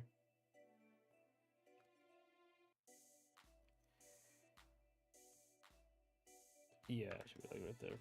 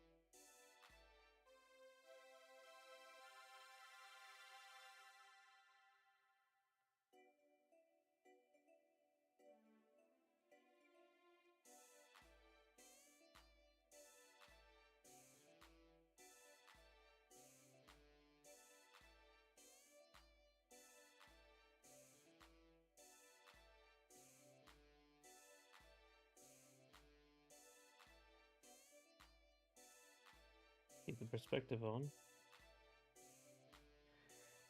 Her should be bigger. It's not that far back.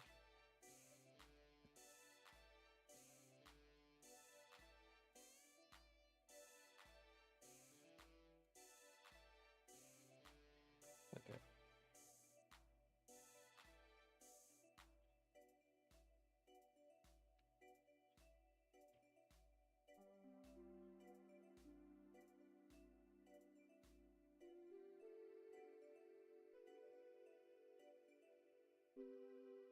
That guitar is gonna be a problem because it's mechanical. It's gonna be the perspective is gonna be very, very powerful.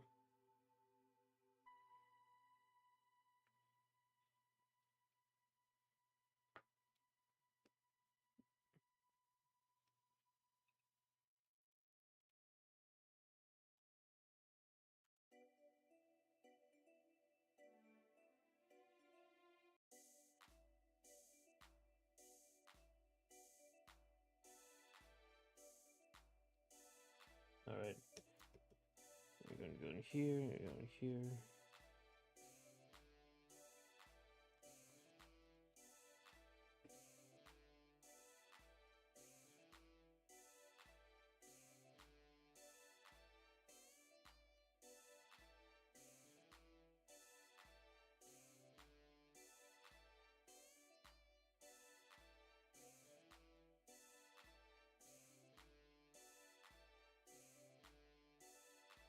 Oh, oops.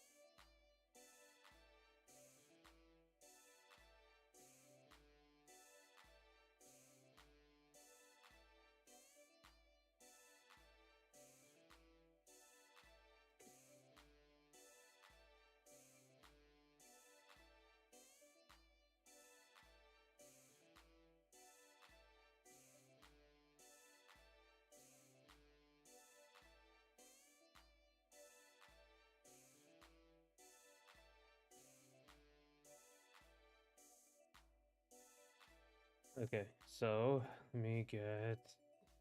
Okay, okay. Let's get the angle of this right, and it should be like this. And the guitar.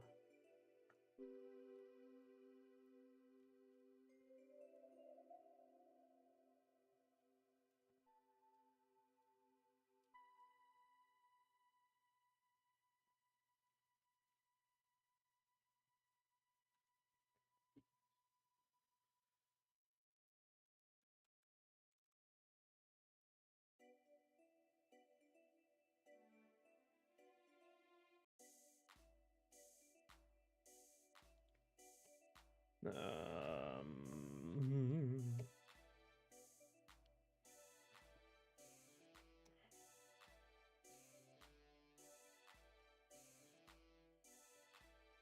this is actually taking a lot of my concentration, unfortunately.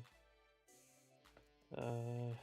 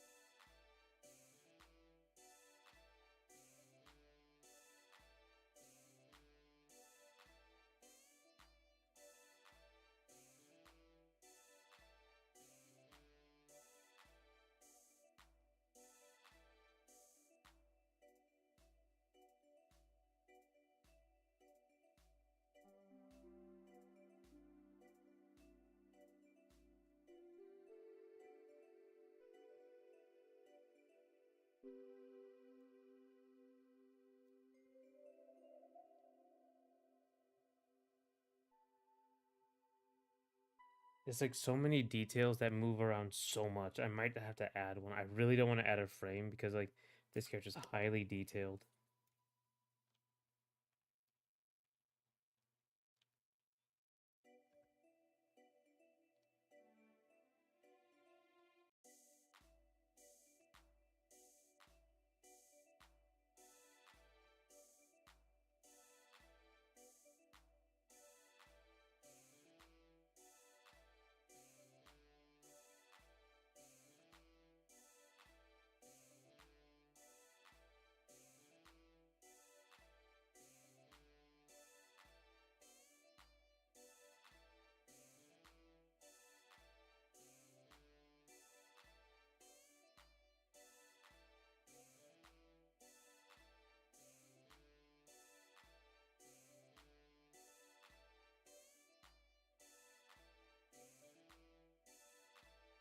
Okay.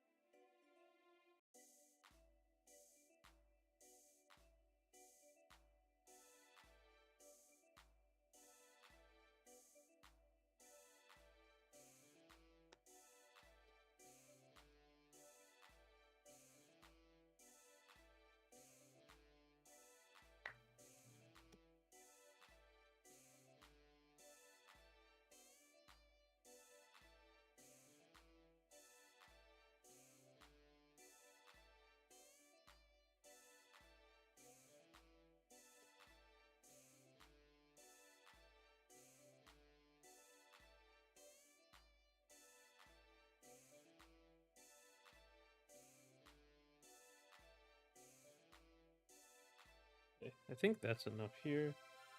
Just gonna go in.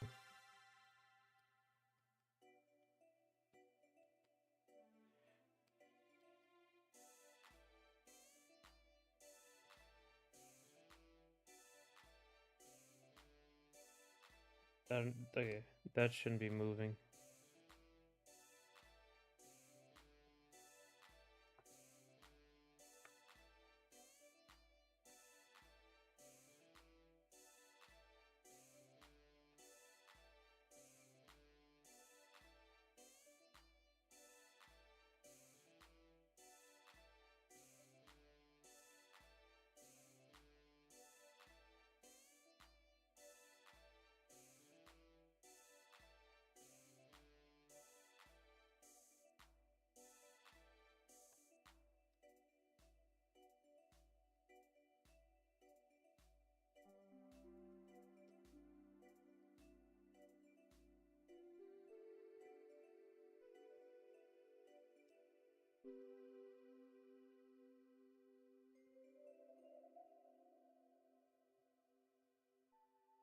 Here I can use this. My old idea.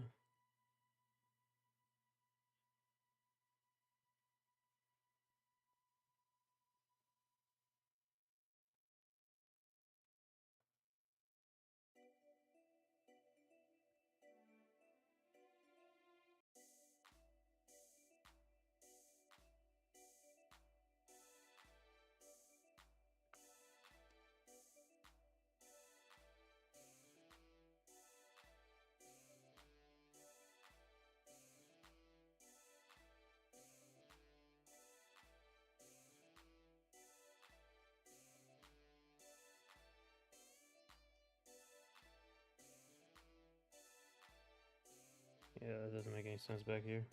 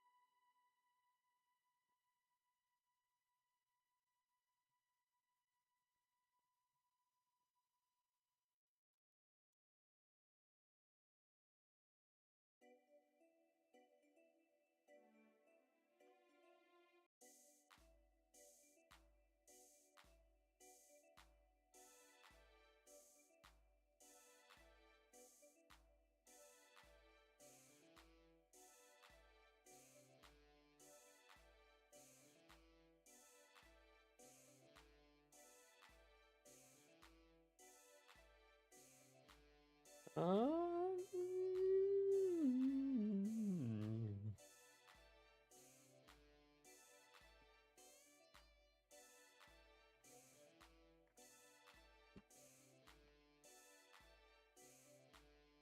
hmm.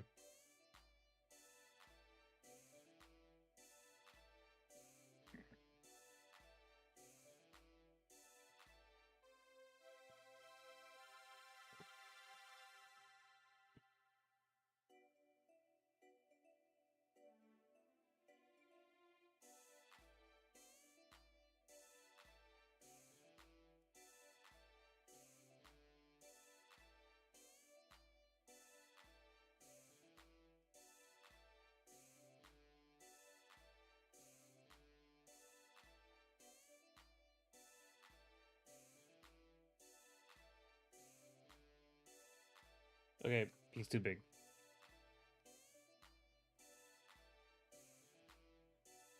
He's way too big. So he has to be like.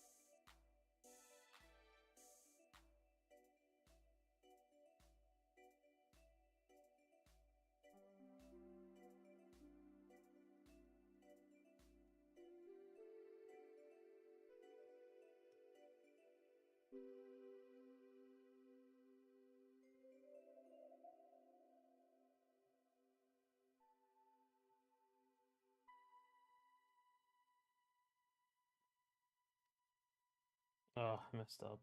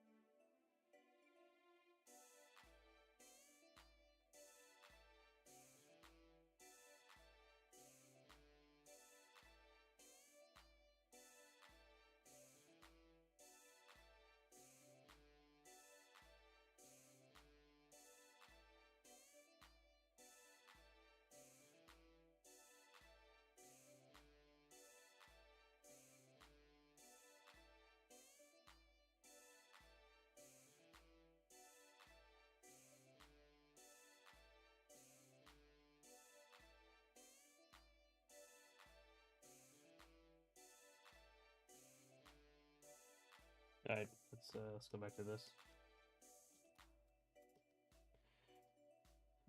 1, 2, 3, 4, 2, 3, 4, 5.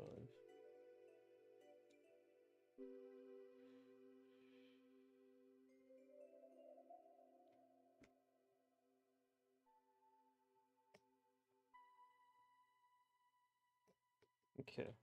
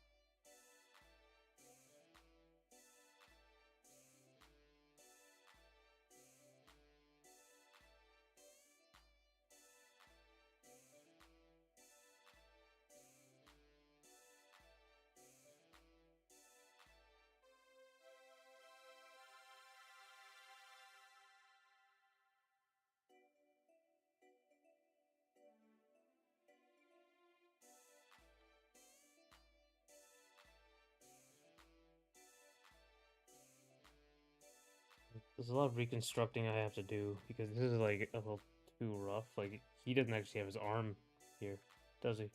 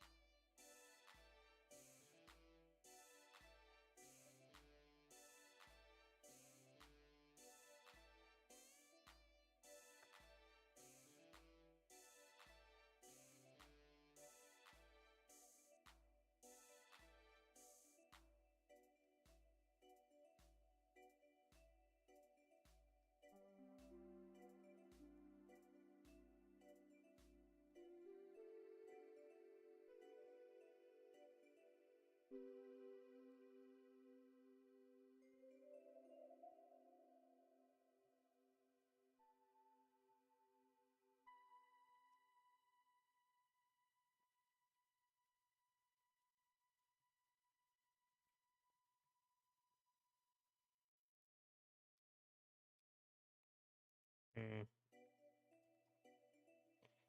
Let's see. Also, like, why is he so like?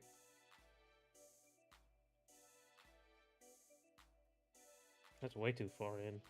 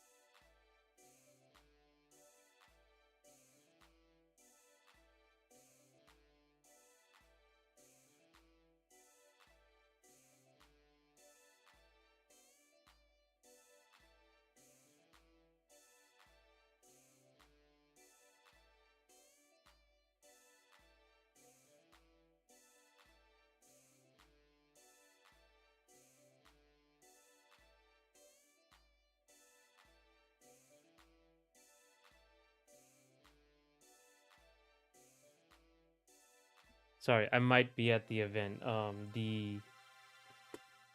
put in my application at MomoCon 2025.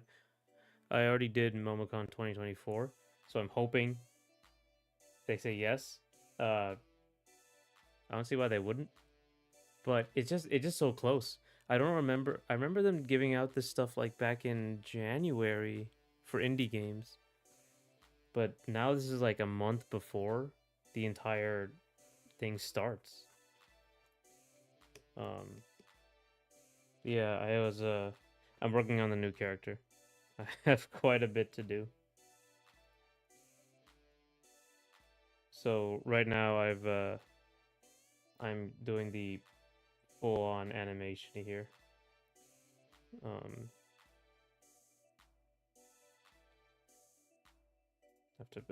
I'll have to reconstruct here, unfortunately, because this character isn't like wasn't as well put together in the beginning. But yeah, basically I have 2 days to do it. Per design, per animation. Luckily, some of these animations are very long. Some of them are 1 frame. I'm gonna figure that out once I'm done with the done streaming.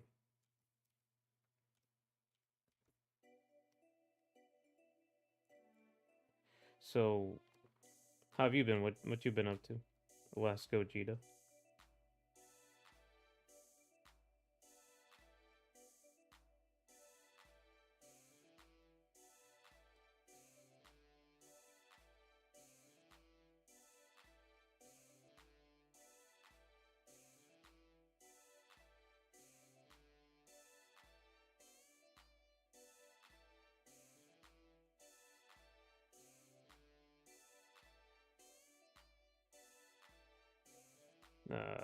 Gotta give this guy's holster a better design. Right now it's just a square. Actually, this actually shouldn't be there. It should be like this. Usual day of work and admin. Make more time for Giant Bomb later. Oh yeah, that's right. Your article. Actually, I was reading it. Yeah, I liked your article. I thought I've heard a lot of like definitions for platform fighters, and a lot of them don't really. There was one that was like, it has to have a platform that you can get on and have like a positional advantage. I think that was the Rushdown Revolt guy talking about that. And I was thinking like, I mean, kinda, yes. Like, mine is closer to yours, um, with like the more broad view. But I actually saw a platform fighter I've never heard of at yesterday's Indie Expo. There's an Indie Expo? Did I miss something? What was the platform fighter?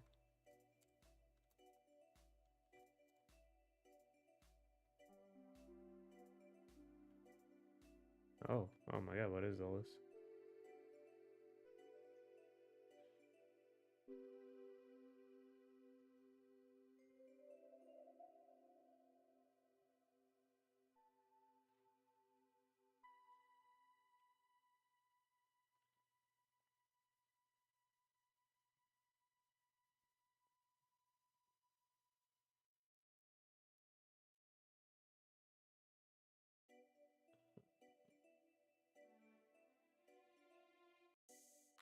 I'll have to look later, but no, I added it to my wish list. Okay, that's cool. Yeah, I should look into that.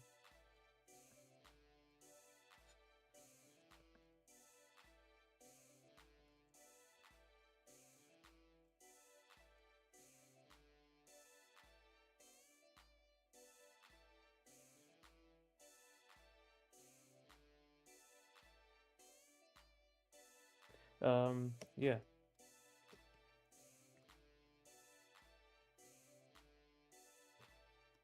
Have you seen the Marathon? You know, the new Bungie game? They came out with like a trailer and a what's it called? The cinematic trailer and then a gameplay trailer and then like a bunch of stuff a few days ago.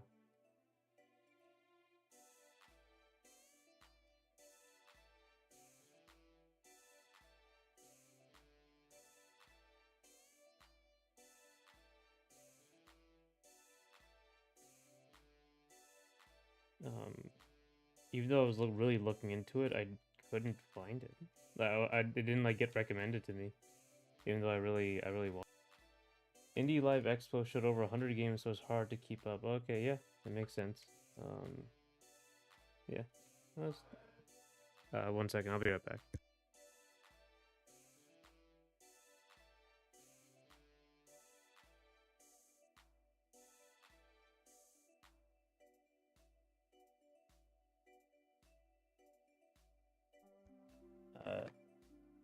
Yeah, BRB. I haven't paid attention to Marathon at all. Oh man, I really like it. How it looks anyway. But yeah, be right back.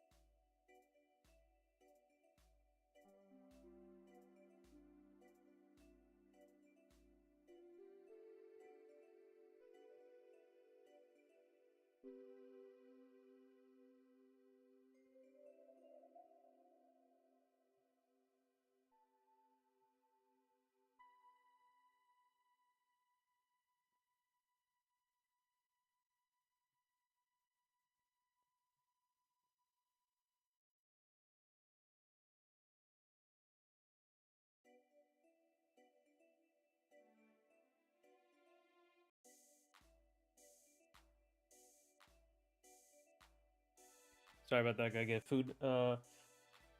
Okay, I don't play many multiplayer shooters at all.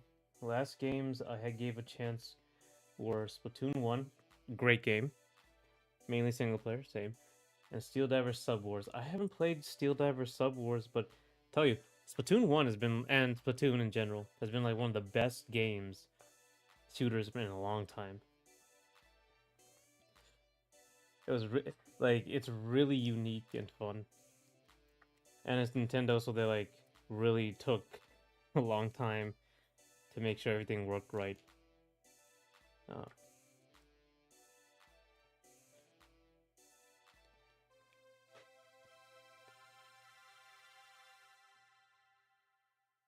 yeah, but Marathon like mostly caught my eye because of the graphics are amazing, basically. The art style, sorry.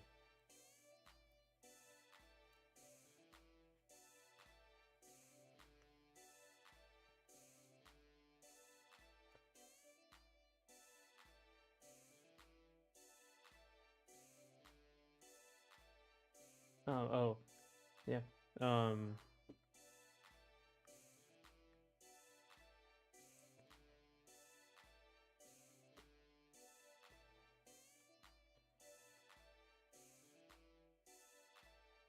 Splatoon would be amazing even if the only innovation was mastering gyro control. The rest was great too. I know. It was like it was one of the more like it's weird how creative it is in just everything. It's inventive in like the concept, the gameplay, like making them squids and then you inking and then you can jump into the ink is like cool as a concept, but they also made it fun to play, which is it was really great. I really like the gyro controls. I in general I really like motion controls. Um, but yeah,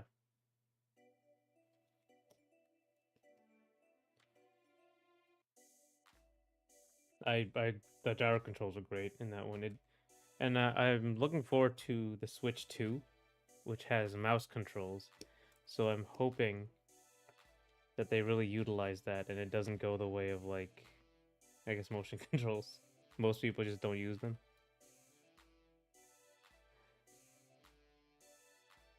I didn't realize that Marathon was a franchise. There was a 1994 game. Yeah, it was actually Bungie's, I think, first major game.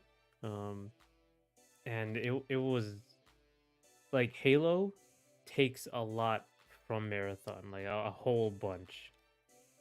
I think even like the concept of like alien invasion sort of thing. But yeah, it's based on. I can't say it's based on. It's like sort of in the same world as Marathon.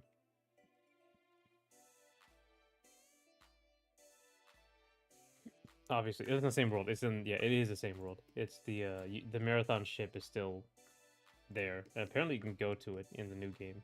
So that's really interesting to me. But I don't think it has had a what's the word? Not resurgence. A game for a long time. When was the last game? When was the last Marathon game? Eh, 1994. Yeah, da, da, da, da, da, da, da, da, da. You know what? How about we wiki? There you go. Marathon. Thank you. Not that. The running marathon. Uh,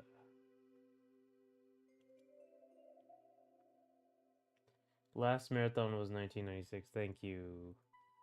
Yeah. So marathon. Yeah, since 1996, and they just brought it back. Uh, there was a good video. I should go look for it actually. Of like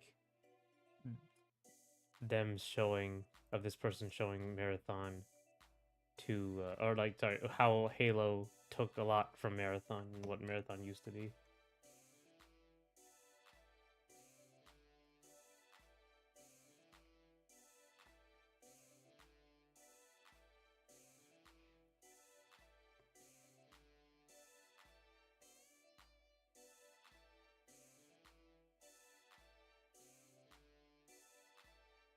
Where's like, come on. 1 second. Oh, it didn't show up. Okay, never mind.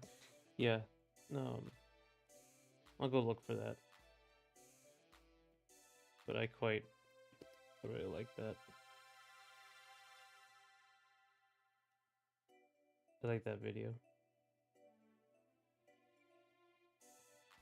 Primarily just talking about what Marathon was. Okay, what am I doing here? So yeah, okay, so I have to pull up the gun holster. And the gun holster is made up of like 3 parts. There's the straps, this riser, and then the actual holster.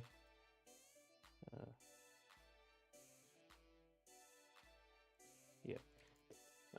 Yeah, animating detailed characters like this is going to be very hard. I'm going to do this in time. We'll see.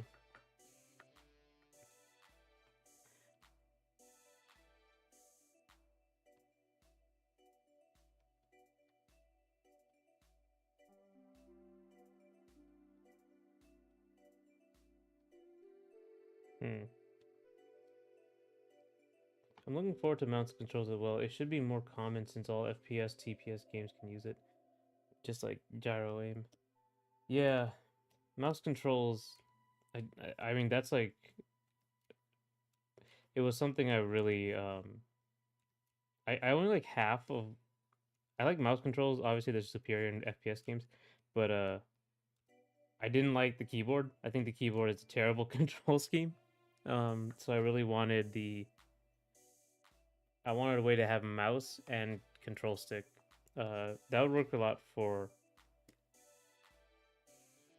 joy not Joy-Con. Keyboard.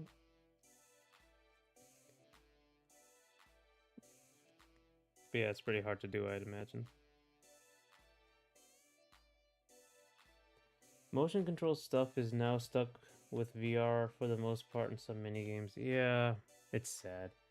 I really like motion controls. I wish it was I remember they were talking about Skyward Sword being like, this is the definitive Zelda like experience now. Like, we don't want to change it, and then they just kind of changed it, even though motion controls are on the Switch. I remember Aonuma talking about it once.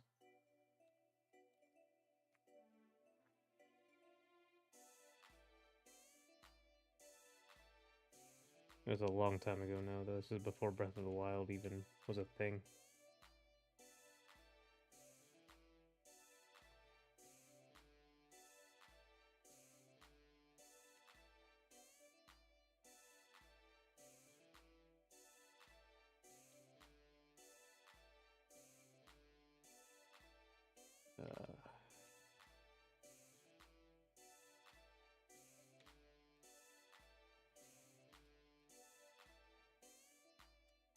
You played Red Steel 2? No, I didn't.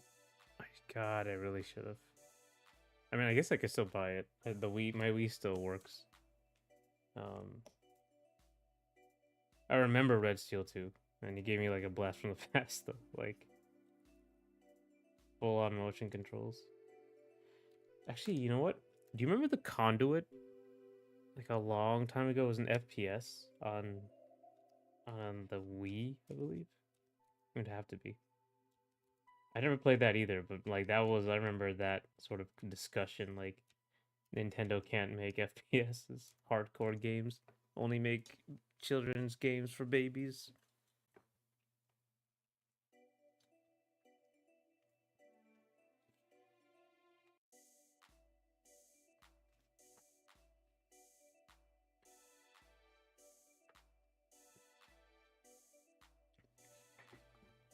I didn't finish Red Steel 2, but it was fantastic from what I played. I know the Conduit. I was a Wii fanboy then. Yeah, same here.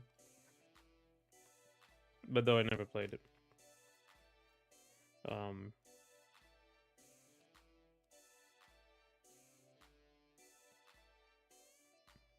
know what I'm gonna do? I'm gonna take this and move it.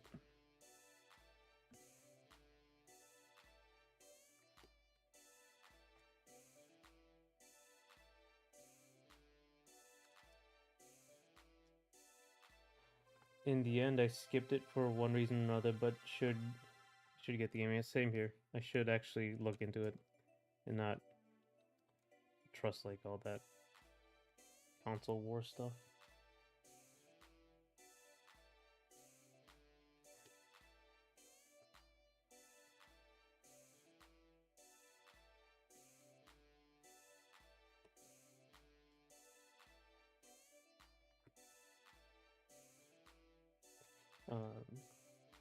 I have a lot of respect for the high voltage software devs for leading the example with their customizable controls. Yeah, I remember they actually they said they do the control changing in real time. Yeah, I remember like this guy gave an incredible analogy. It'd be like going into if you had a stereo and you wanted to change the volume, you would have to turn off the stereo, go to the different room, change the knobs, and go back into that room and turn the stereo back on. That's how most game controls are done. It's not done like in in the moment. Which I mean, yeah, that's a pretty that stuck with me for a long time.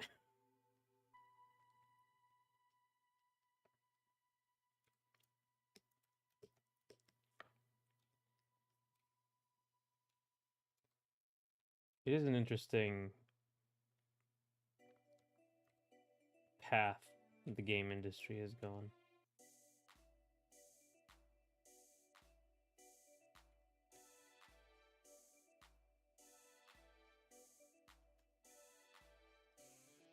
I think I'm almost done here. Nope, he's got his leg's got to be way bigger actually. He's gonna be like super muscular.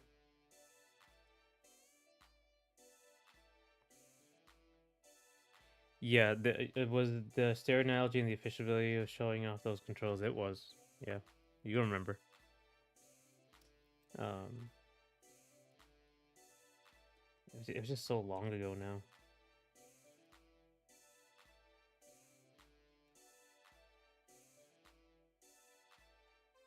You know.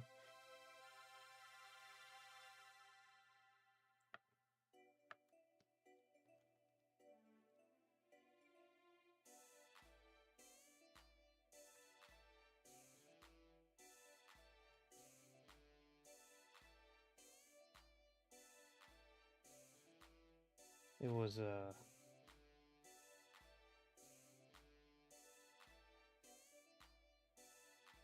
actually what's high voltage doing now? I remember they were they got they went on to something new.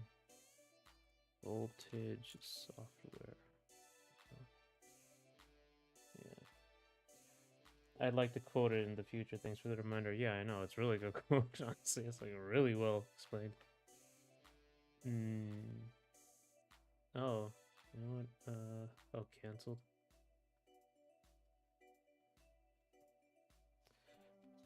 Oh, they did Saints Row? What time is it? 1 second, I might have to cut this short. HBSR support studio, I think, okay. Yeah.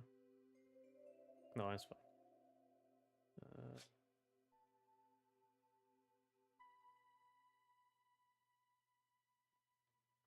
Change strategy, okay, I gotta do that. Okay. The grinder, okay, I think I remember the grinder.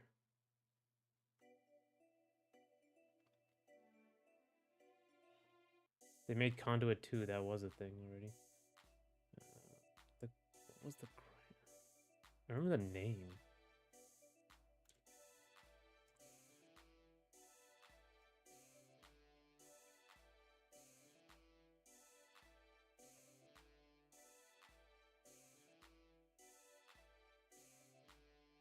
Oh, okay, yeah, I do remember this. I'm looking at screenshots now. Mm-hmm.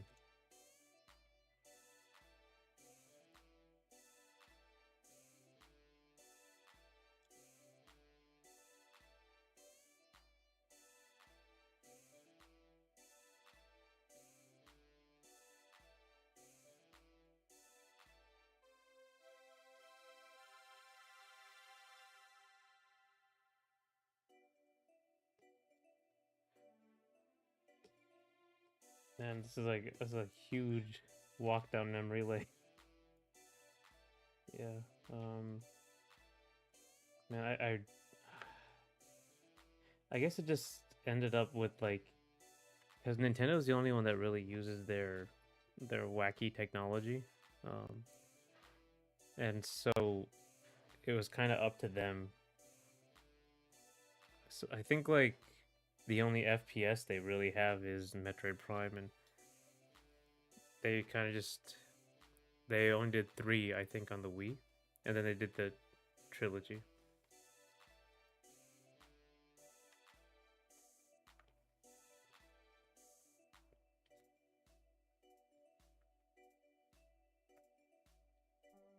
Prime 3, sorry.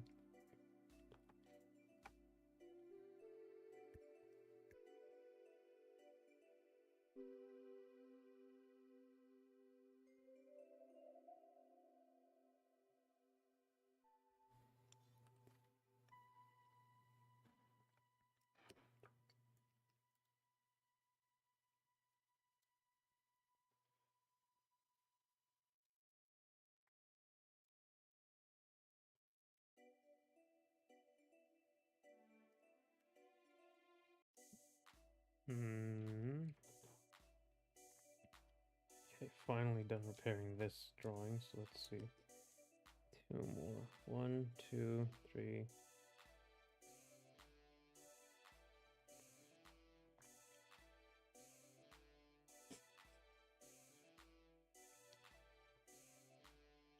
I think what I was gonna do.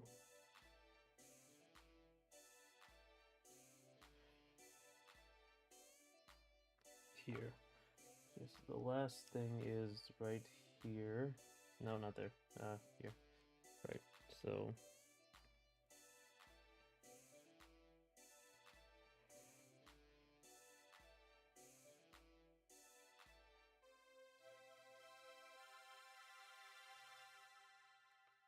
Did you play Zombie U or the zombie version on other platforms? I did not play Zombie U. Well, I've not heard of that. What's Zombie U? Zombie U. Oh, wait. No, I do remember this. I never played it, but I do remember it. This did come out, I believe, yeah. I think so. I think Zombie U's local multiplayer was genius. How did that work? Was it like you were someone was on the Wii U? Well, I was on the gamepad. That might have been it.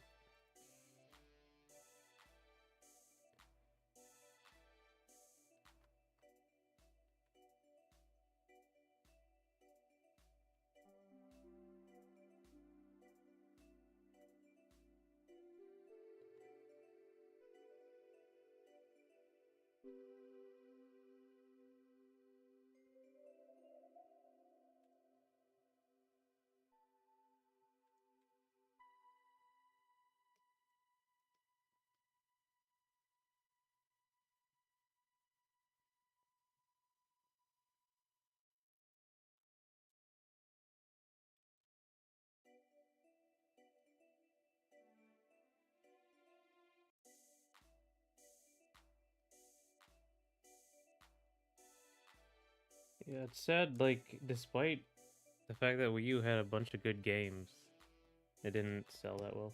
Gamepad player was controlling zombies on the map as a zombie master.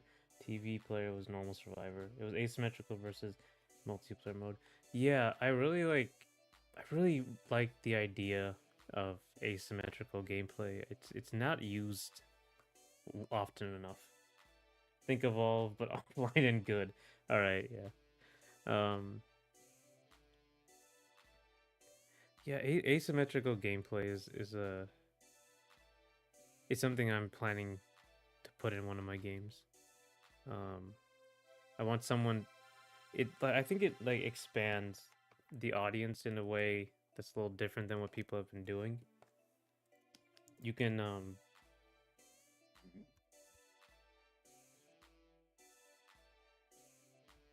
you can bring in gamer people who don't like a certain type of game, and like if one person wants to play like an FPS and the other person doesn't play those, they play, I don't know, Stardew Valley. You can like bring them together, and so they can play cooperatively, you know.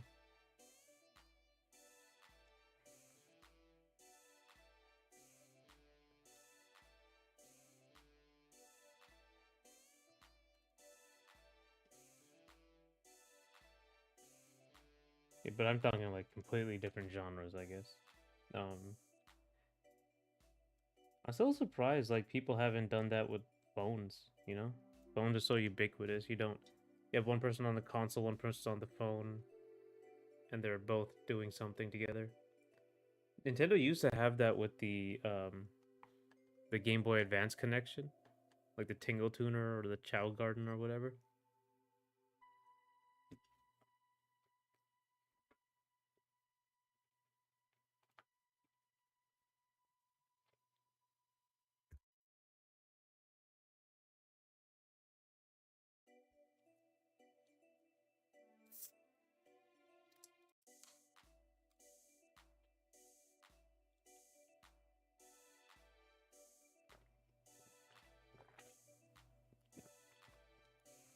Sorry.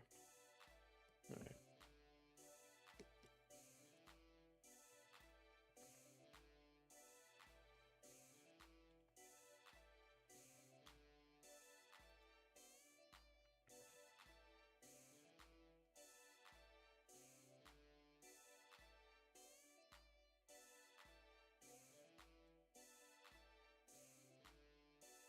Hmm.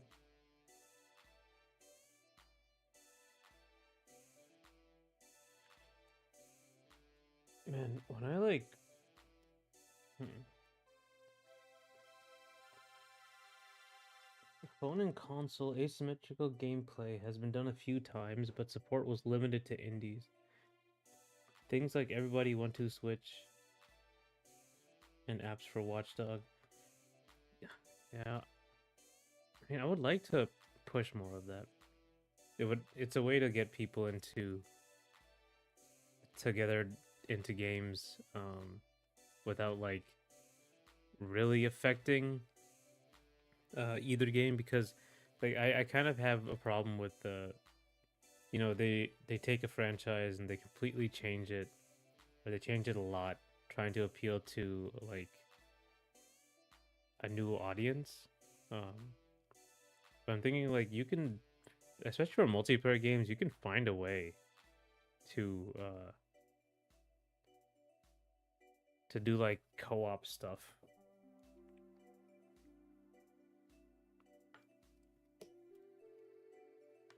You'd think it would be a gold mine since people unironically have phones. Yeah, I mean, I'd figure like League or something. Don't they have like they have a card game? I figured they would like you could combine League of Legends and the card game, and one guy's on the card game, one guy's on League of Legends, or the strategy game. I forgot what they had. I usually don't play those games. Excuse me.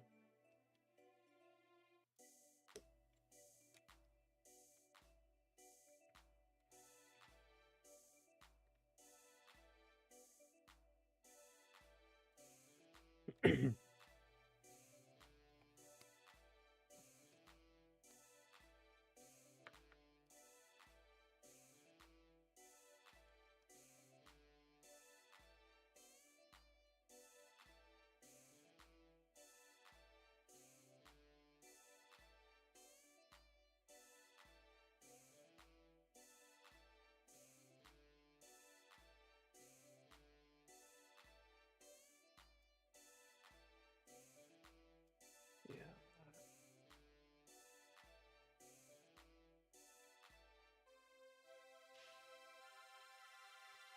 Um, oh wait, why is that?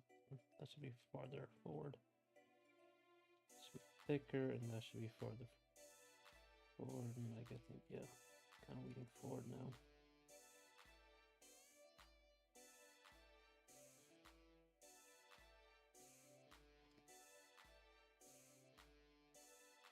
And then you would have clothes at the bottom here.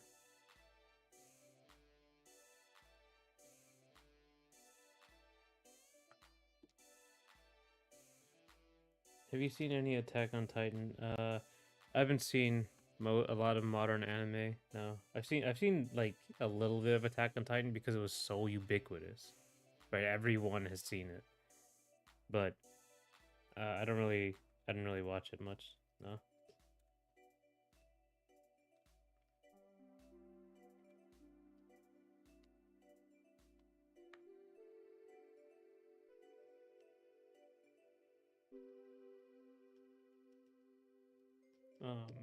But it's like legendary now. It was so popular.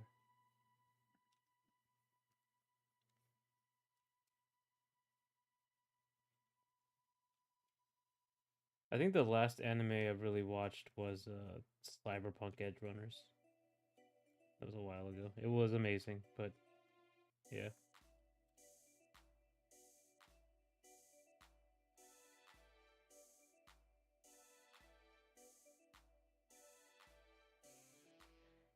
I ask as there was a fan game with asymmetrical multiplayer where you can play as Titans against humans. I also didn't want to spoil, but this much isn't a spoiler. Yeah, thanks. Um, asymmetrical multiplayer. Yeah, Titans versus humans. Yeah, that's pretty interesting. Actually, it makes a lot of sense. You play it. Yeah, kind of like Evolve, but like you're like super powerful. Um, Instead of like trying to run away all the time.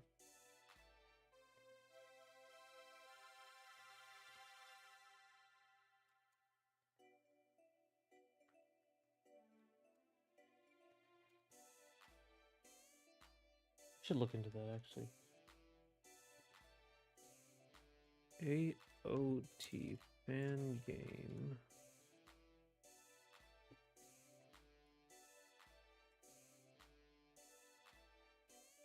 Swami.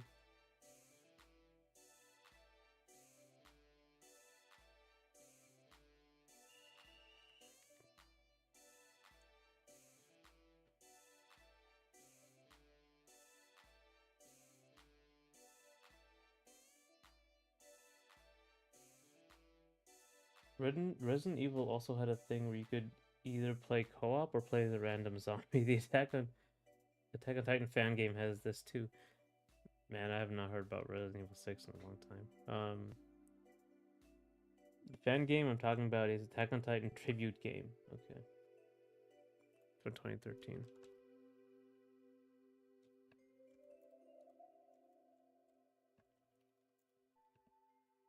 There it is. Okay. Cool. Okay, I'll look into this. I didn't know Resident Evil 4 had one where you could play as a random zombie. There's also Attack on Titan tribute game too, but mind the spoilers. Alright, yeah. Thanks for the warning. Um Do you know of any games that do co-op asymmetric gameplay? There's actually Rayman Legends does it, the Wii U or whatever the Wii U version of Rayman does it. And I guess there's Mario Galaxy. You have a second player using the star.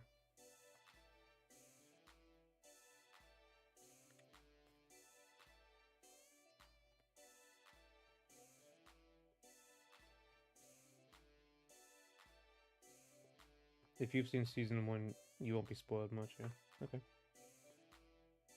I got it up on the YouTube. Well,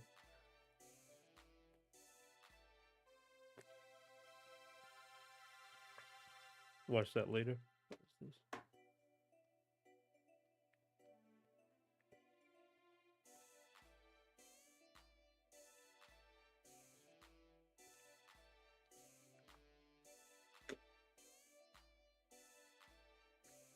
I got up on the YouTube, so I'll watch this.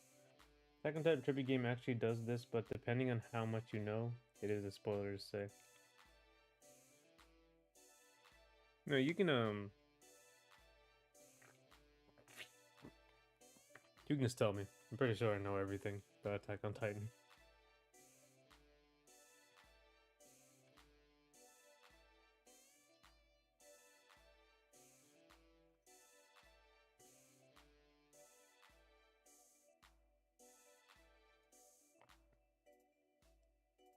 I mean, at this point, if you haven't seen Attack on Titan, like, come on.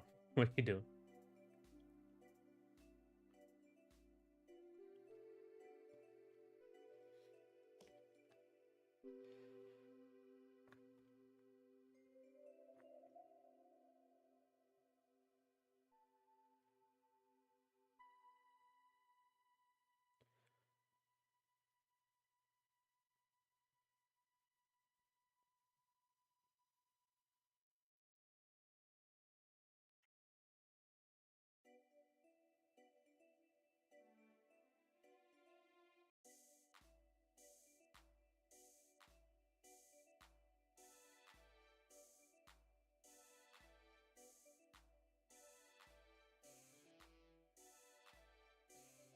Yeah, it mainly comes down to the character types. People who can transform into a Titan effectively serve a different role while playing for humans. Oh, okay, so they have like multiple. They have a bunch of ideas they were putting in there. Comes down to character types. People who can transform effectively serve a different role while playing for humans. Yeah. So yeah, you can still transform.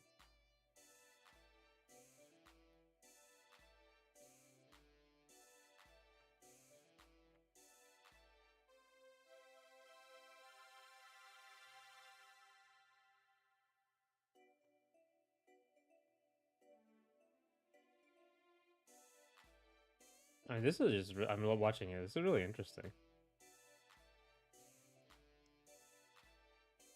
Where is it here?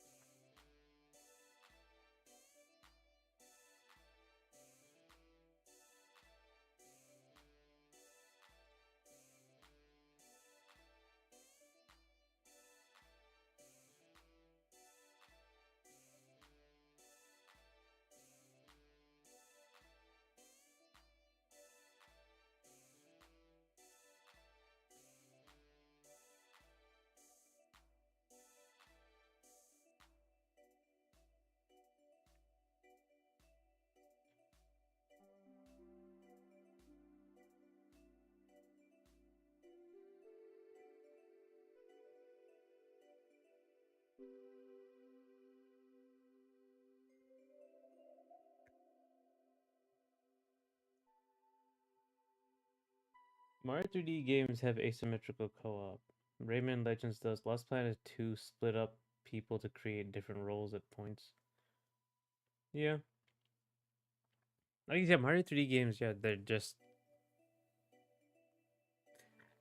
I mean, yeah, they've had co-op for quite a while. It's like I actually don't like the co-op in the Mario games. It gets Oh no, like the 3D games. Yeah, I guess Cappy is also a character you can use and it's very different. It's very different, and then like there's a strict co-op of Mario 3D Land, and then there's Cappy, and then there was Mario Galaxy. Man, it's been a while. Like I totally forgot Mario Odyssey had like a two-player mode, Cappy.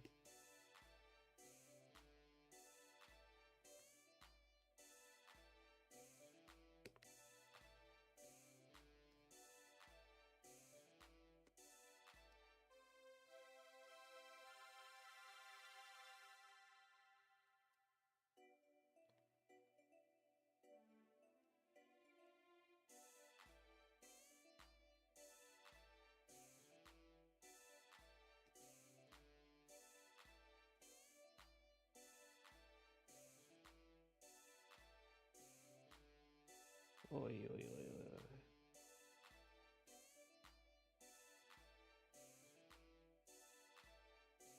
Mario Odyssey speedruns and co-op are interesting, especially when they try to do both roles on their own. Oh yeah, I remember. Yeah, I remember watching those where like the Cappy teleports and like they really got into it.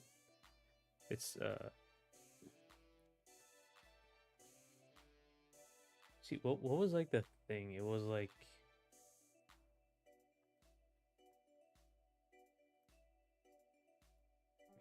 Mario Odyssey and the lowest amount of moons you could get.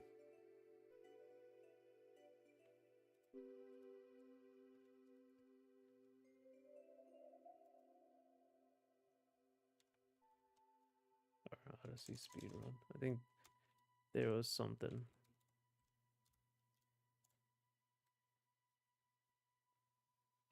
Oh, under 1 hour. Yeah, that was it.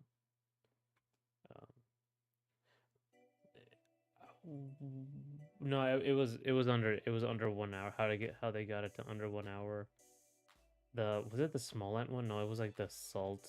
I can't remember the guy's name who does all the history of speedrunning. Um, Odyssey has a count at the end of the game. That's right.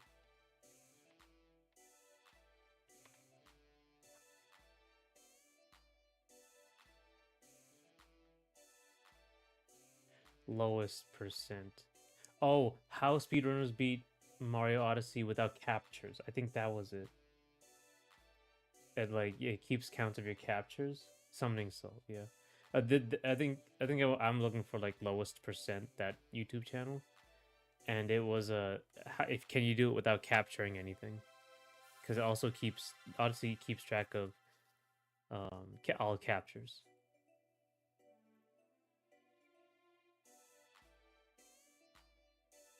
And yeah, I think Summoning Salt did the actual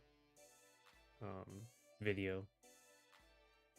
Let me see. Let me look up Summoning Salt's videos.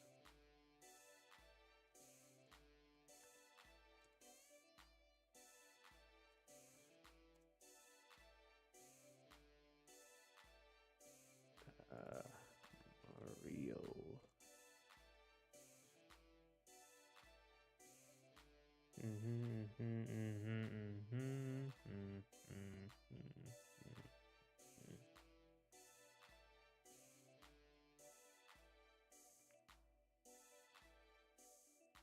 Odyssey.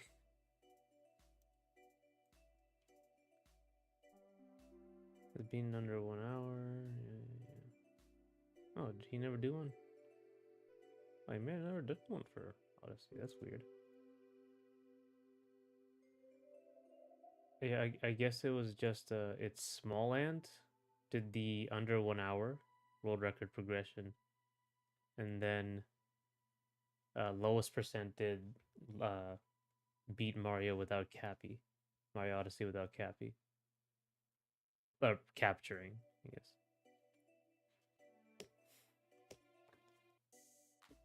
Yeah, this was it.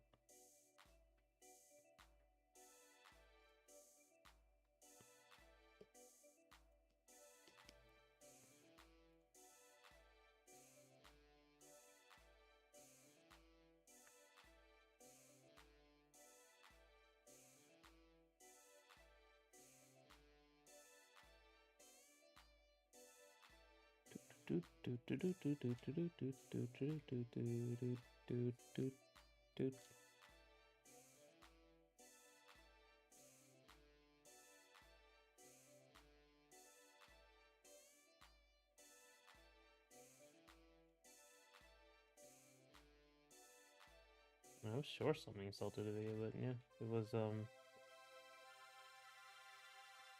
I like when games keep track of interesting mechanics. Odyssey had a stat sheet. Smash tracks everything. A game which displays it at credits would be nice. Yeah. Yeah, that used to be a thing. I can't remember what other games did that. But yeah, Smash tracking stats is very useful. I remember there was that bonus mode in Melee where it would actually give you the bonuses you get in the classic mode, and whoever got the most would win. I really like that mode. It was very interesting. Um, it's in Smash. It's useful to track the ledge grabs. Honestly,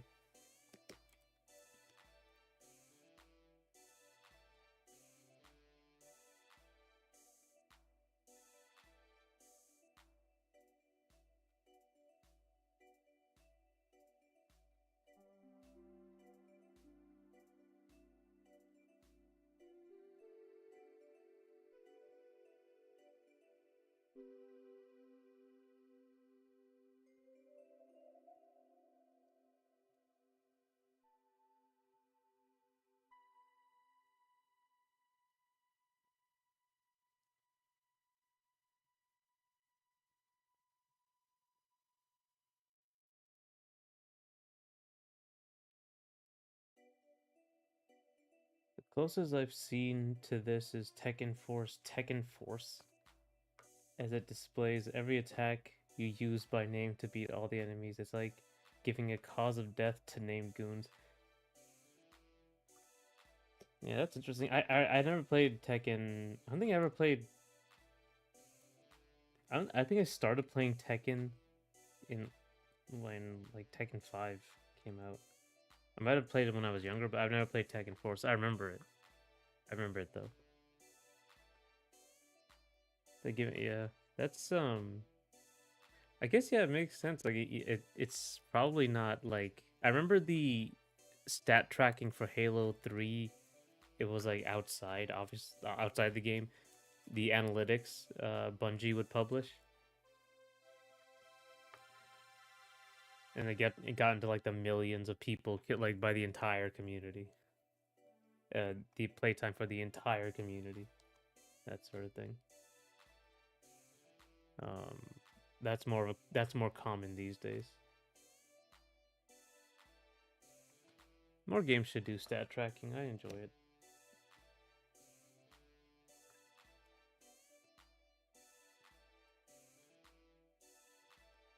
I mean, there's like that. When you get to the extreme, there's also that like A button challenge in Mario with the parallel universes and such. That's great.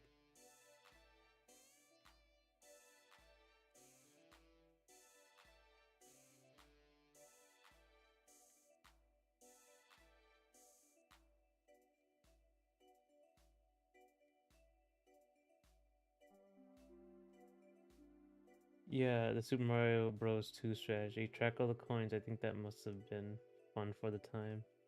Yeah. Not that I play many modern games now, unfortunately. So, new Super Mario Bros. 2, yeah.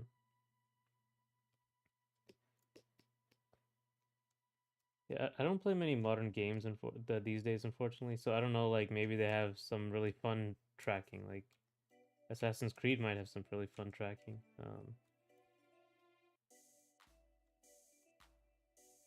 Trying to think of a game I played. Like there's so few of them I've actually played, and that aren't Nintendo games. I guess I play a lot of Nintendo games. Doom Eternal. I don't. I don't think it does uh, have stat tracking per se. Um, hmm. Oh, you know what has like a ton of stat tracking? Smash. Remember Smash has that. At least Brawl and Melee had the records. Just everything you could have done, and that has happened in the game.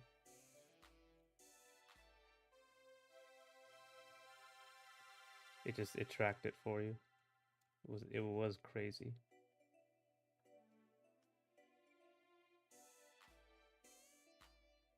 It is possible that a big Ubisoft game has fun stat tracking, but I think I need to look to more niche games. Yeah, it does seem like something. If you grew up in like the 90s or the early 2000s, you want to, and you start making games, you want to put in your games.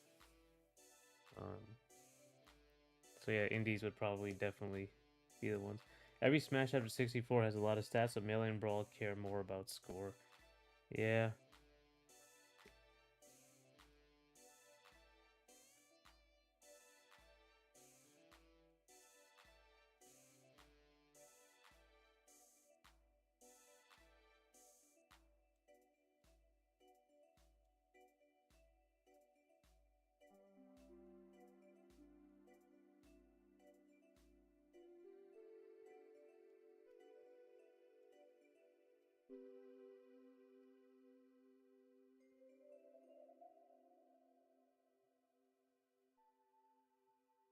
Uh,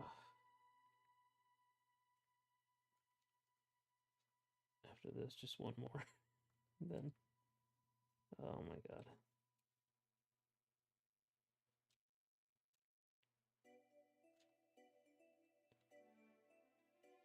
I'm not gonna do that. I'm gonna leave it.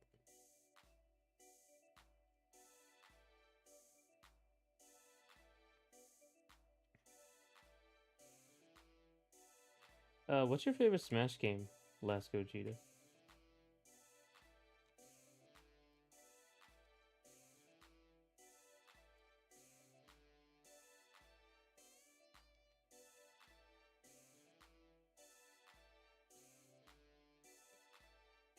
Mine is Brawl.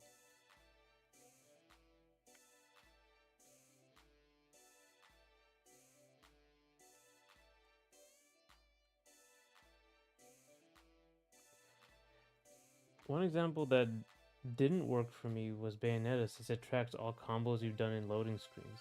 Good to remind you that you haven't done them all, but it doesn't change my behavior. Man, yeah, that's right. I have played Bayonetta. Um, you haven't done them all, but it does change.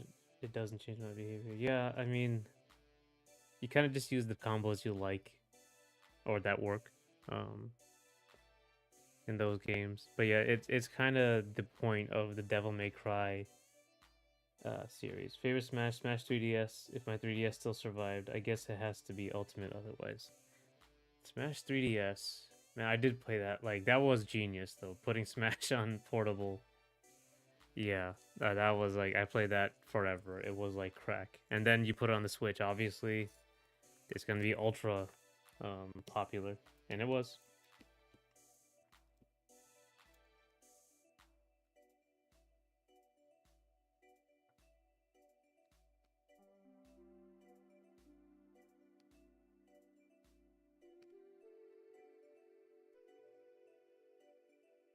Like, I played that all the time, too, yeah.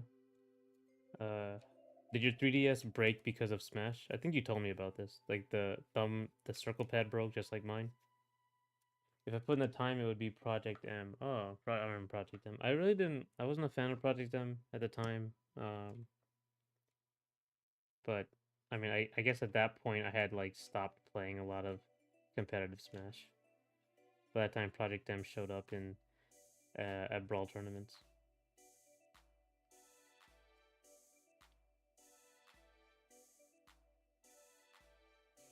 Yeah, multiple dead circle pad. Damn. All right.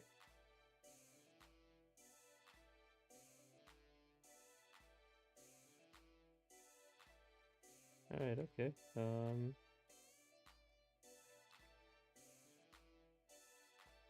Yeah, I broke mine too. Yeah. I mean, Smash does that to all my controllers. Or I guess I do that to all my controllers, but I'm blaming Smash.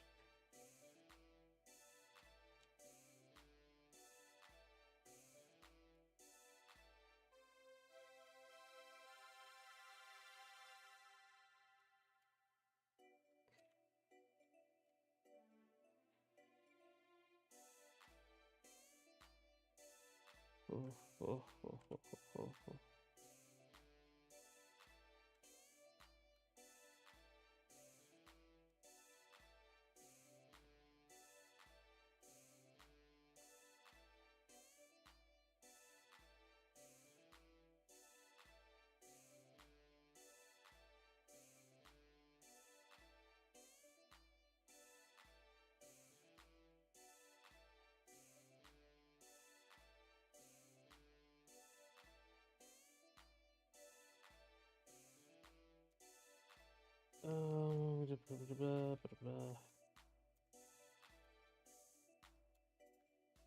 Let's see.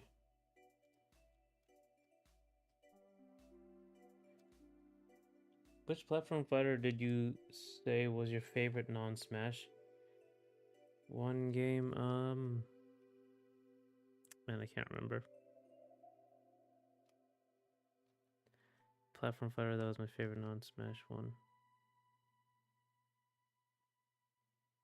Honestly, I think I only played Rushdown Revolt and Icons. Didn't really gel with Brawlhalla. I played Sony All Stars like when it came out, but what didn't like that. Might have been Rushed on Revolt, but yeah, it was like the only one, the only other one I've played. Um,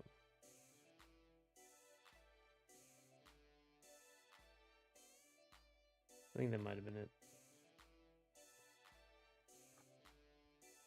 Uh,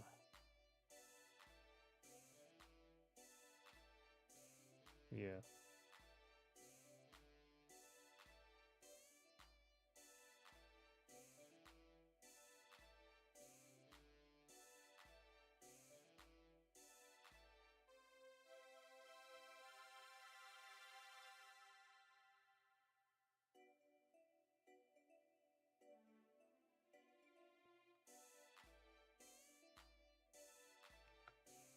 Rushed on Revolt had like I said it was similar to what my platform fighter idea was, um, but it went in a very different direction. So I guess mainly it was just air dashing. Honestly, I don't know. It's like it's not like a really unique idea.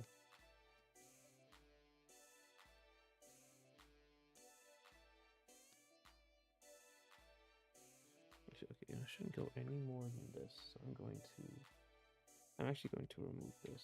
So this just doesn't change.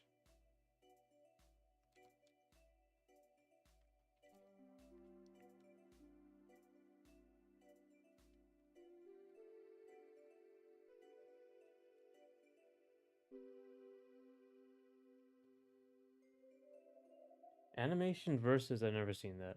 Let me see. Let's look at it. Oh wait. Oh, this is like animator versus animation. Um,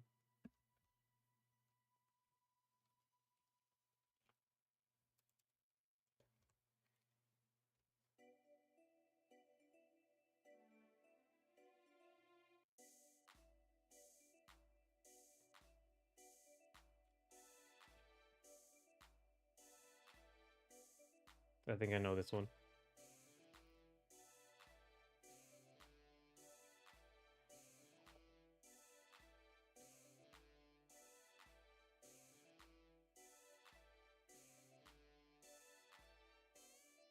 Let me get the actual gameplay.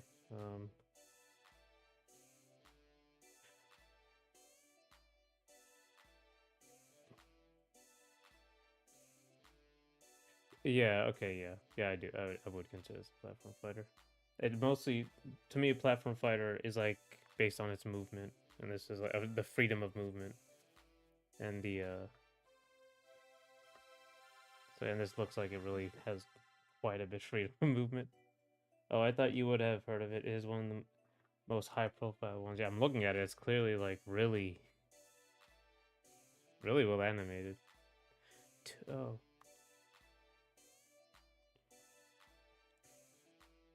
I'm looking. Yeah, it's that is interesting. They have air dashes too. Yeah.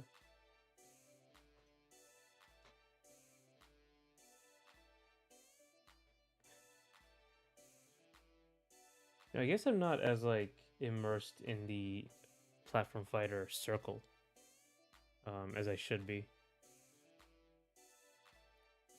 I've kind of been like locked down, just making my own because this is kind of what I've been thinking about since like I played Brawl. You know, it was developed by a small team, but the lead made a lot of big rivals of Aether's characters. You know what? It looks like it makes sense because this is nice pixel art and really nice animation.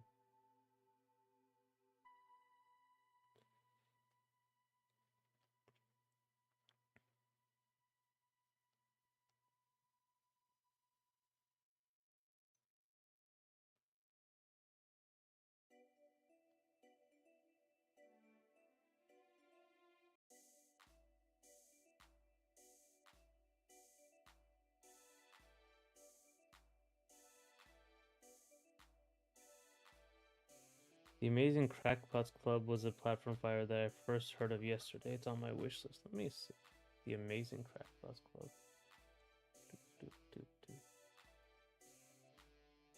Yeah, there's so many. You know, I really should start looking into these more. Paste.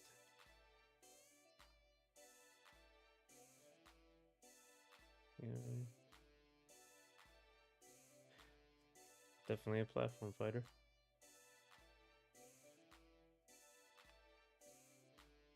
This is really well animated. Oh, it's like tennis.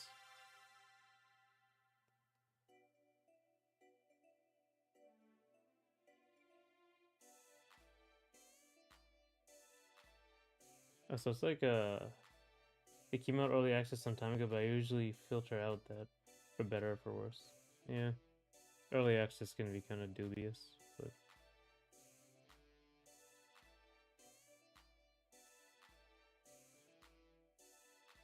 this is like, yeah.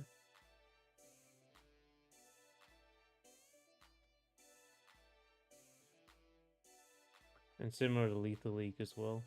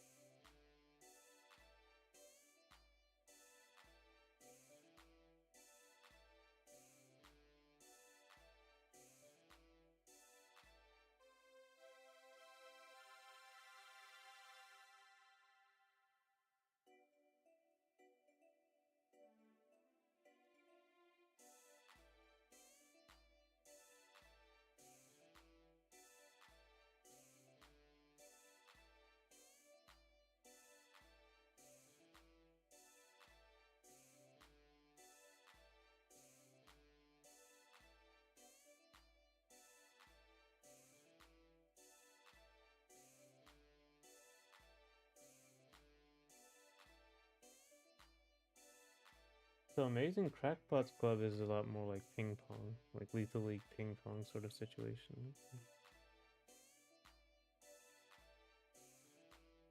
Okay, come on.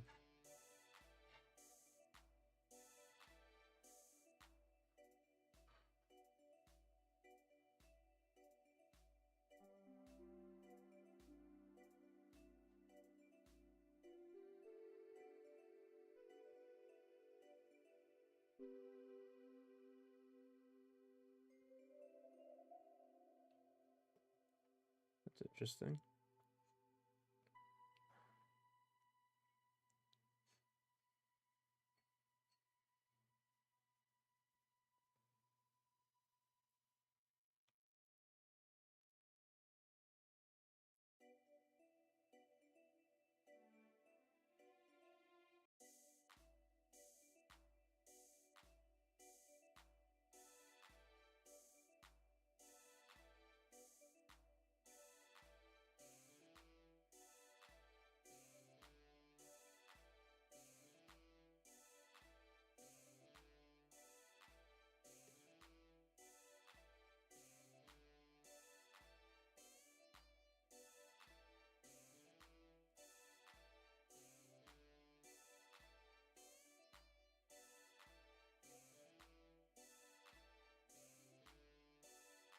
I don't think this needs to change at all either.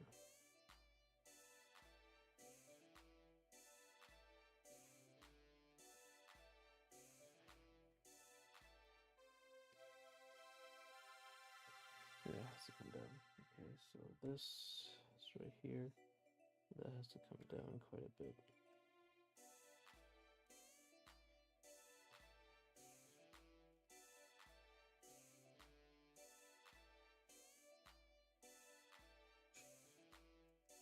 It's that should actually be coming forward now.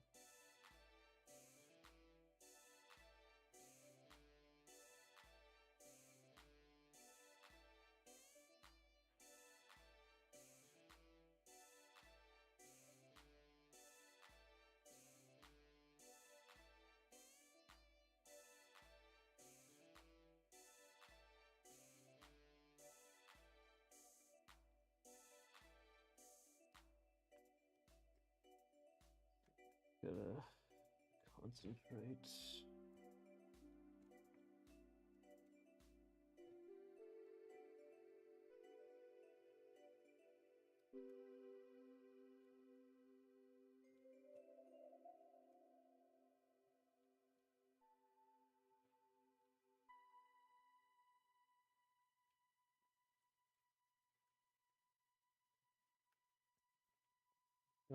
Okay. Making more art here.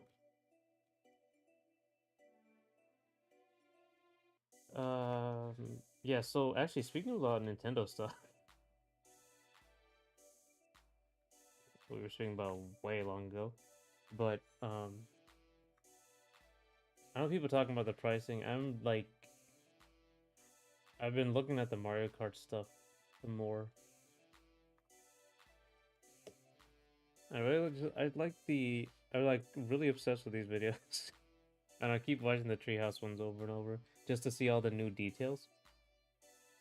Um, like this game, Giant Bomb also has a page for asymmetrical gameplay and asymmetrical co-op, but I didn't work on them based on the top contributors tally. Oh, okay. I'll still look into it. Uh,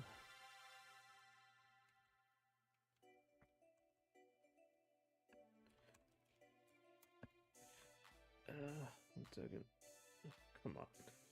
Why is that not doing anything?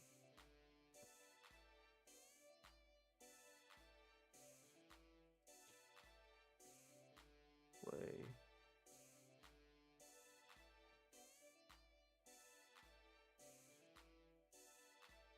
Oh. Killer Clowns from Outer Space, Dragon Ball Breakers. Oh, I see. Evil Dead the game last year, Death Garden, Hunt and Seek. That's a lot of them. I should look into these. Star Fox Go. Oh, wow.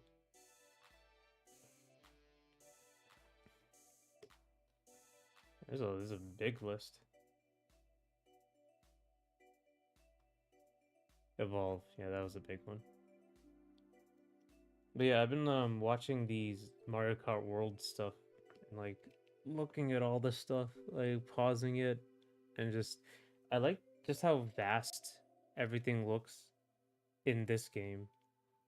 I guess people are talking about how like there's too many straightaways and they're really boring, but I'm just looking at the detail. Everything looks huge and like there's huge distances in the background. Really gives you a sense of place and like a world, you know?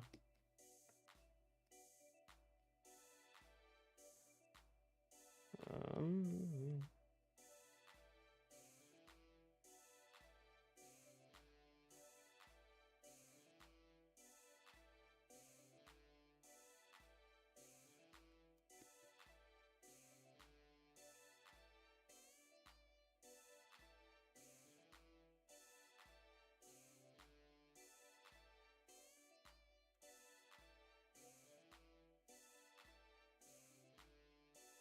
so okay, I'm almost done. Let's just. Oh my god, I've been talking about this. I'm almost done here. You're not gonna be able to see his eyes, so I'm mostly trying to go for like this shape over here.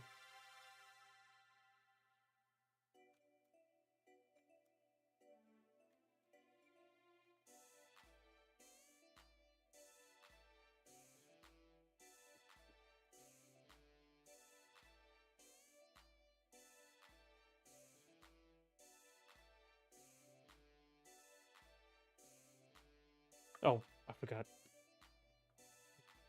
Guitar. Guitar strap. Come on.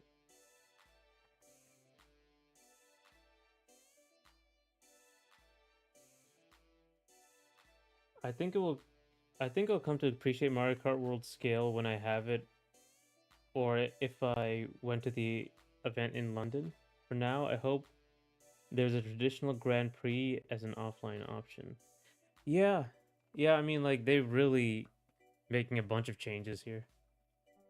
Um, I think the new Grand Prix is you actually have to what's the word? You have to go to the next, like it's like a gauntlet. You're constantly racing. You have to race the next place and the next place. Yeah. Even though like I don't really like Mario Kart, I'm interested in this. At least there's no ads here, lol. Yeah, there's no ads. I'm not monetized on Twitch. Yeah, I really like Mario Kart. I usually stick with Smash for competitive games, but like I'm looking into at it like I want it. Play it like at least for fun. The Donkey Kong thing, the reference to the Donkey Kong arcade machine, arcade game, that's really cool. I really like that. That whole situation.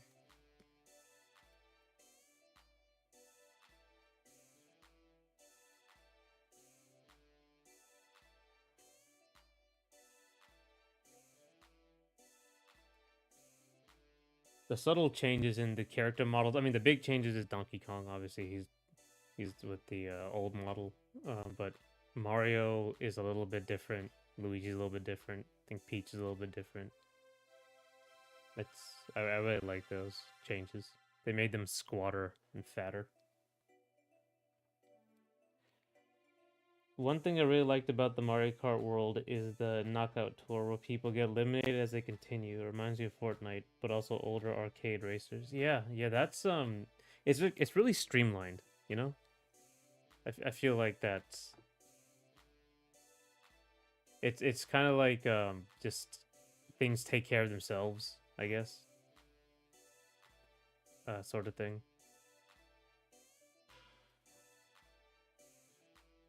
But I guess Nintendo's just really good in modes and content. They're really good at content in their games, especially their multiplayer games.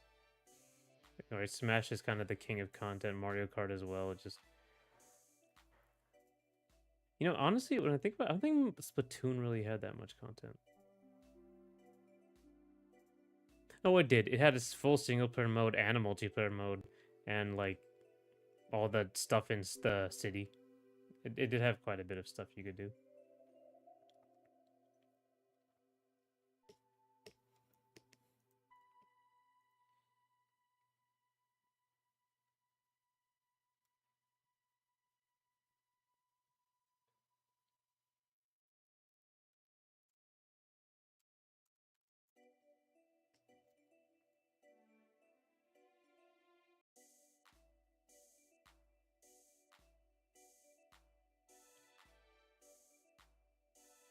Okay, I think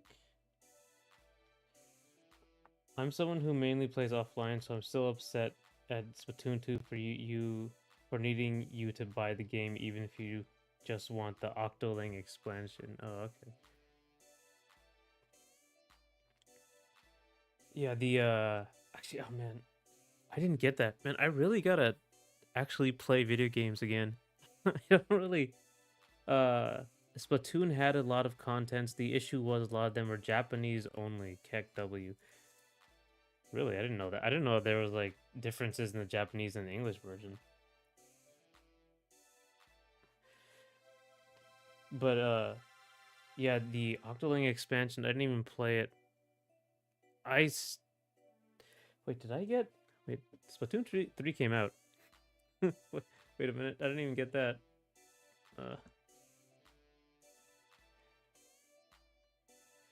On the Mario Kart side, I want mission mode a la DS back. Yeah, I think like this came out in 2022 and I didn't even get it. Man,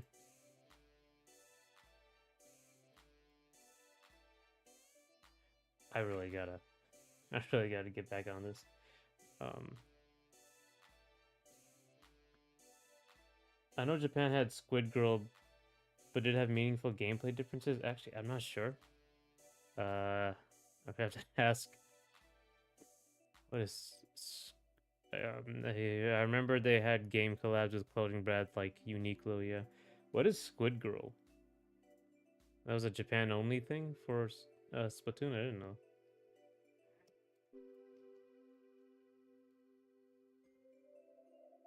Uh,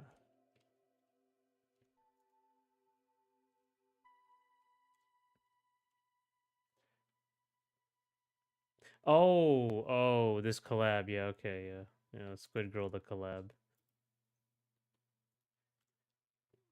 Yeah, I guess. Oh, you either make games or you play games. It's a civil war of sorts. Yeah, I mean, oh shit. 1 second.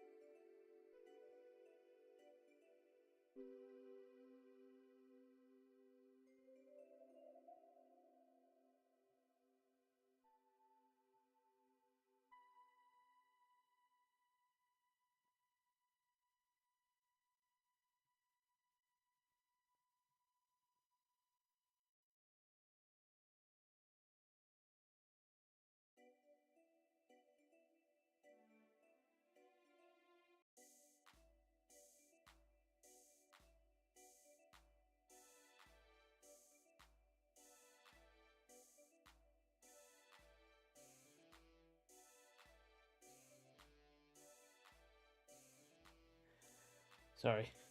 You either make games or you play games. It's civil war of sorts. Yeah,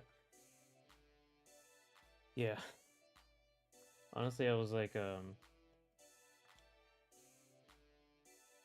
I get less and less interested in like playing a lot of, especially Smash games, Smash in general, like Ultimate. I was like, I probably could just make something I like. Yeah, apparently the West got Squid Girl as well. Okay. I mean, eventually, if they want to make money, right?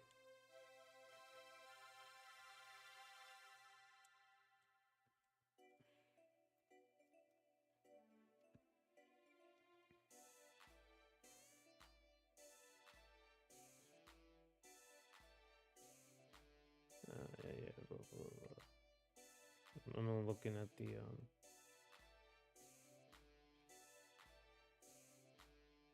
the wiki. Oh yeah, the gear. I remember this. There's the skins in this game. Not the skins. It's the clothes. Yeah, it's been a long time.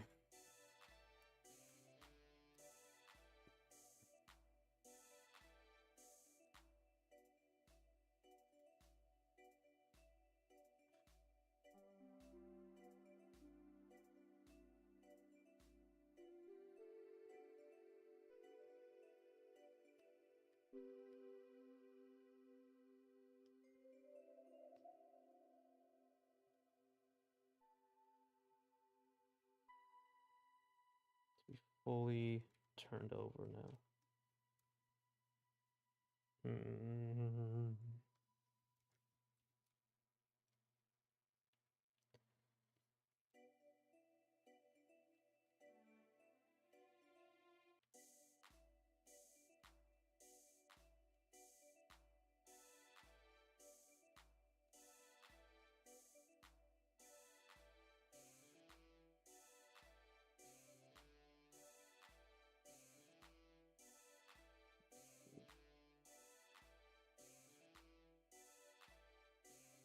Fully to the side.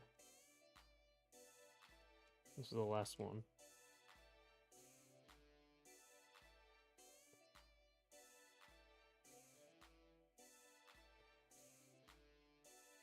Once I'm done with this, I'm gonna probably call it and then actually look into every single thing I have to do for MomoCon so I get the timing.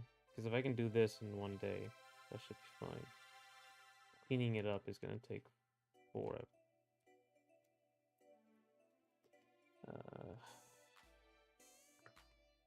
Uh,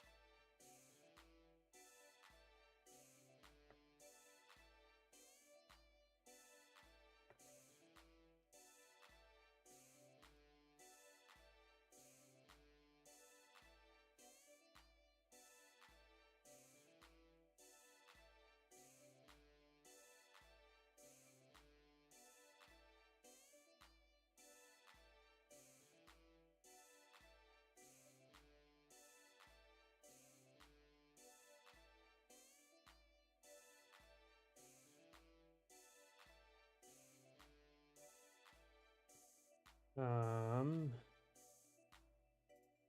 Prime 4. Man, it's been years and years and years. I was a very big fan. I think the first one I played was actually Prime 2, and then I played Prime 1 later in the trilogy. It was amazing. Yeah. I would not be surprised if Donkey Kong Bonanza has co-op as well. Yeah, I think that's made by the Odyssey devs. Donkey Kong Bonanza. Um, you can play as Odd Rock.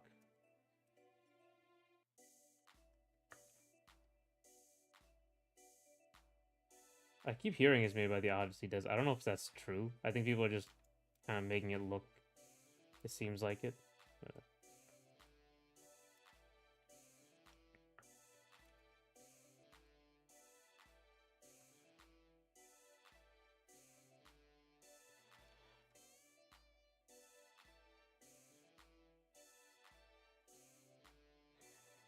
I think I either borrowed Prime 3 first or played a demo. Still need to play the others. Prime 1 is like the amazing. It's like when Mario went to 3D, then Zelda went to 3D, and I think Sonic to Sonic Generations that went to 3D. Um that level of like perfection. And Metroid Prime was like Prime 3D to the next one. That's got to be it's amazing. Like I remember when I was playing it, I hadn't played like a game, for that long straight for years. I played like 14 hours straight, I remember.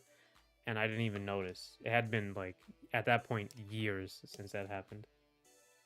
It was really amazing.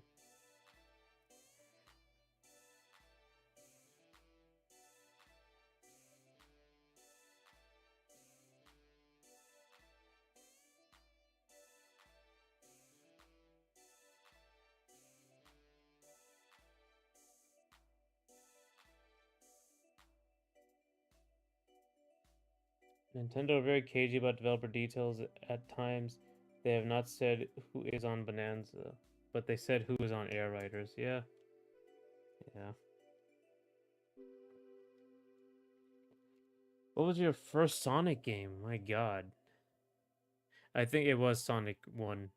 But I don't think it was on like the. I think it was on one of the handhelds.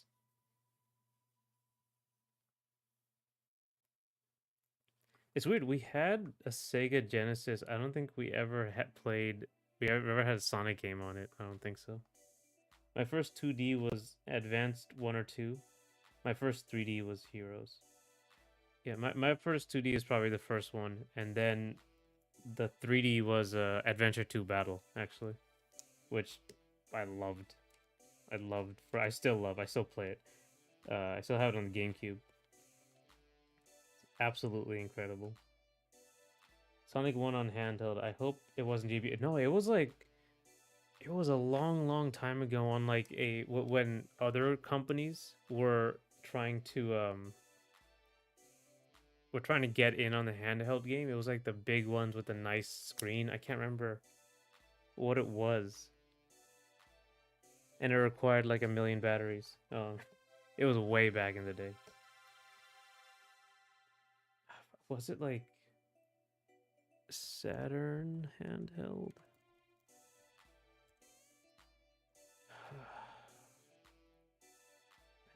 It was so long ago.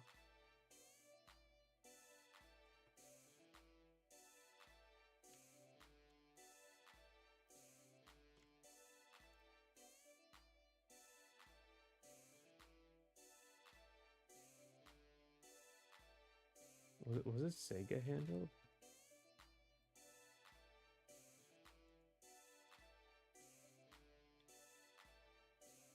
There was a dockable Sega portable ages ago. Man, probably portable.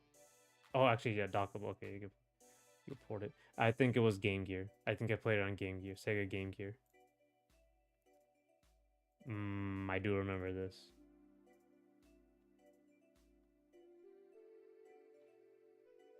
A long time ago. It was one of my friends.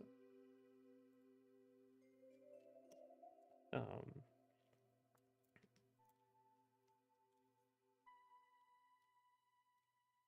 but I think mostly like the one I usually played. It, it might have been the Game Boy Advance. Actually, one of them.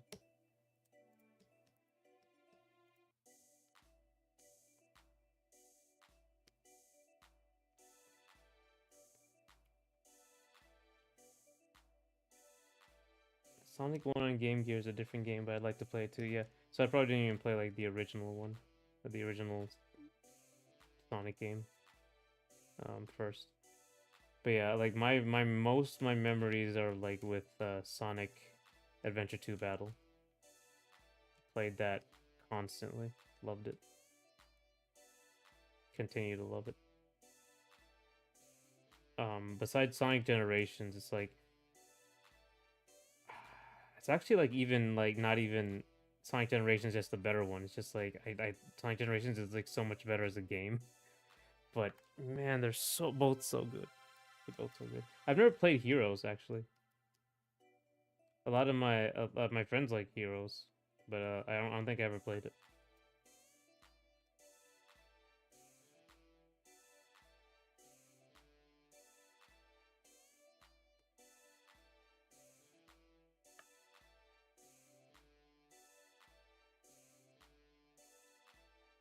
Oh,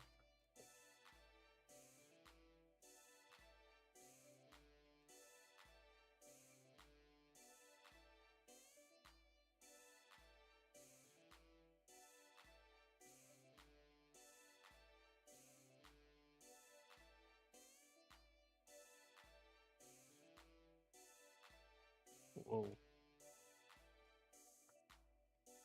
Your messages are getting retracted. Or you're retracting them, I guess. I also have Shadow Generations on Switch. Man, oh my god, I should get Shadow Generations. I still, again, don't play video games anymore.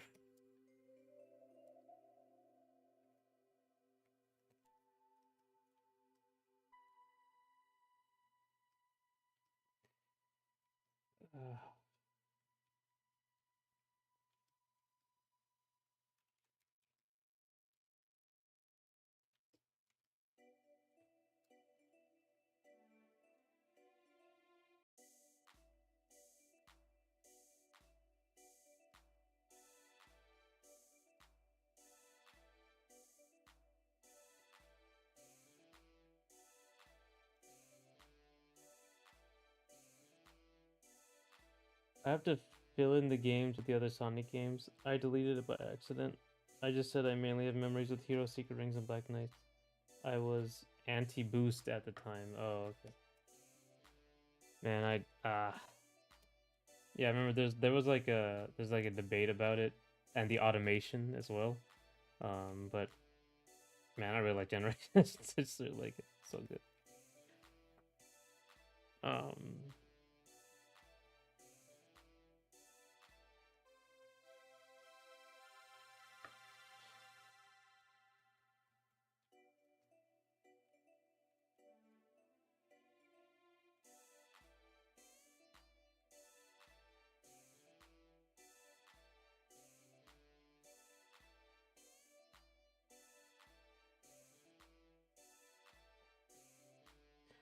see, hold on one more second. I'm gonna be.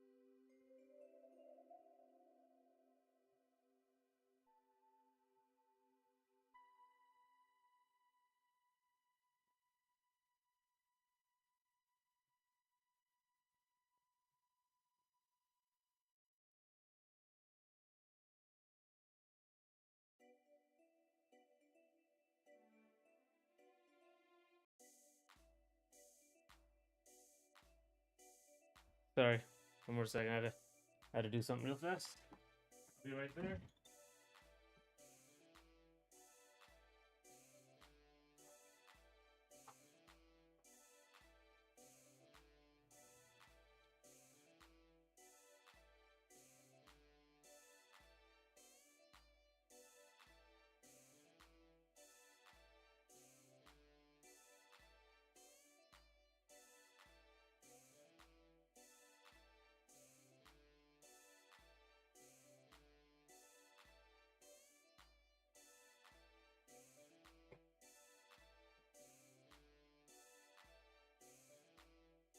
Okay, sorry.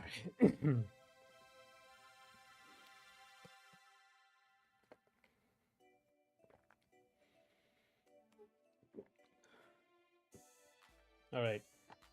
There's good boost and a bad boost, and multiple ways to implement good boost as well. Yeah. From what I can see, Forces is the only definitive time when they mess this up. I haven't played in Forces actually. Are there any Switch 2 versions of games you are considering which aren't called Metroid Prime 4? I can't. Maybe Kirby. Maybe Kirby. Kirby and Lost World. Like I think we talked about this before. It's underrated. I don't understand why people don't talk about it more. Yeah, we talked about it last time, but yeah, I love the Kirby game. And it looks like it's proper DLC. Um, as opposed to like just the same game, but it runs better. That's what I'm thinking. How about you? Because otherwise the freaking Switch 2 expansions aren't. I don't really like them. You know.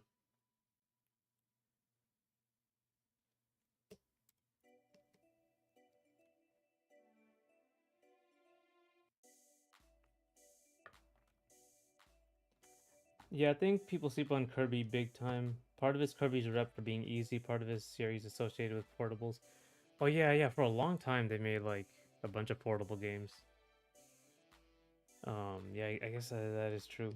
But I mean, Kirby's Lost World was so good, just in every way. Um, Even like the story was pretty good. The atmosphere was great. The levels were fun. The gameplay was really like open ended. Because you could get the you could use the uh, copy abilities however you liked.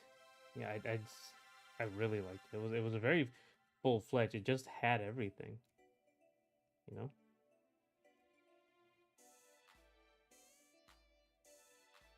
Which is unusual. Like right out the gate, it didn't need a DLC or whatever to actually get finished. Yeah, it's pretty much just it is pretty much just Kirby for me. Depending on what the patches do, I might sell Tears of the Kingdom Switch to get Tears of the Kingdom Switch 2. Yeah, I mean, I don't really like the new era of Zelda games. I don't like Breath of the Wild. I don't like Tears of the Kingdom that much. Um, Tears of the Kingdom had potential, but I wasn't I wasn't that into it. But yeah, I would like to see like I'm surprised that they don't even offer Master Quest, right? They don't offer the Breath of the Wild DLC, right? Um, in these Switch 2 versions. Kirby didn't have any patches. Not Return to Dreamland, not Forgotten Land. Yeah, I mean like they come out the gate good. They're just good games. Um,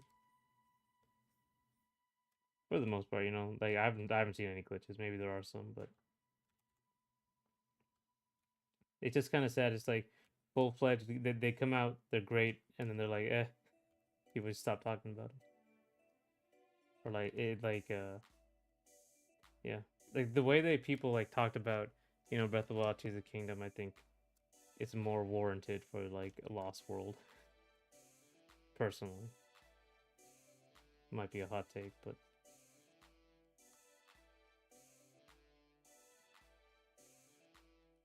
yeah, I think we're almost done here. Uh,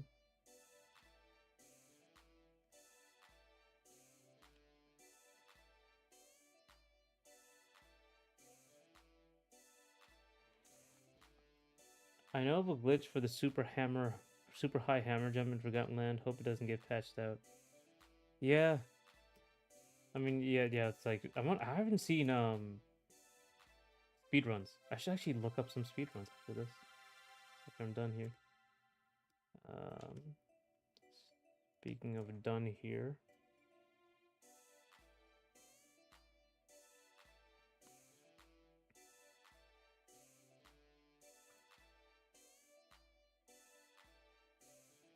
yeah, it's a huge.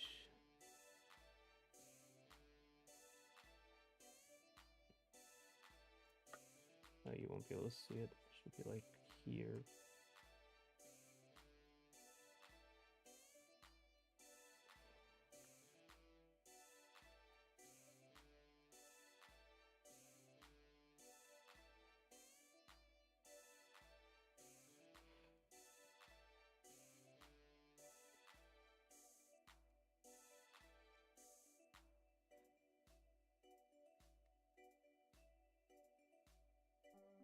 Da, da, da, da, da, da, da, da, da, da, da, da, da. I also found a dive kick which stores inertia in Return to Dreamland, but assume it is on the Wii version, if not older games. That's interesting. Man, yeah, there's like yeah, the good glitches you should keep. My favorite Kirby is probably Canvas Curse. I have not played that. Wow. Um I have also a big backlog of these games, honestly.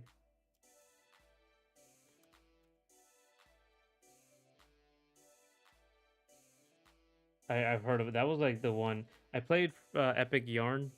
Um I played Return to Dreamland. God, what was the other ones? I haven't played Robobot World.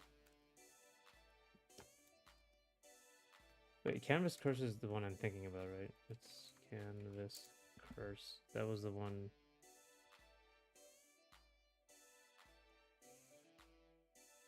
Yeah, that's one where you're like with the stylus, I believe.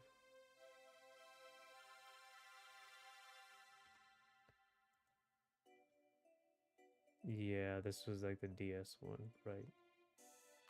Again, they use their gimmicks really well. Yeah, I haven't played that one.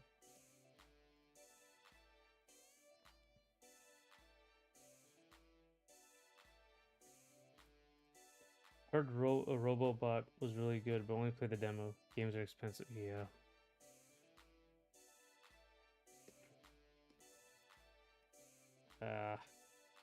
They're getting more expensive now. Wait, what you gonna do though? I guess you can't complain. Like the freaking the chat in Nintendo Treehouse, they were very united in saying drop the prices. After that Nintendo Switch 2 Direct, pretty fun.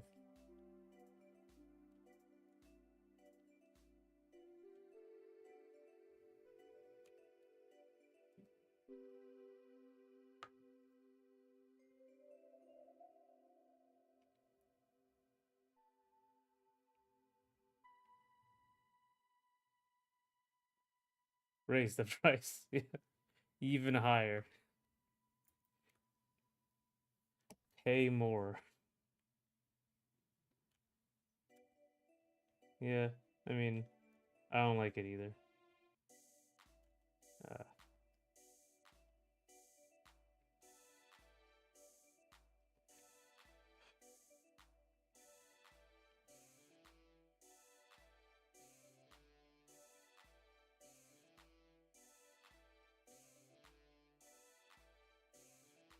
Uh, I'll find a way to get a Switch too, but I'll be skipping online like last time. I mean, yeah, it sucks.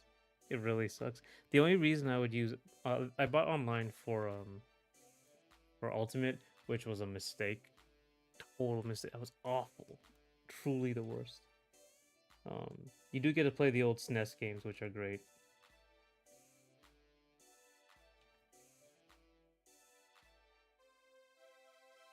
Not the N64 though. Yeah. Until Nintendo, the only like reason I would get online was for Splatoon, yeah, because Splatoon online was fun.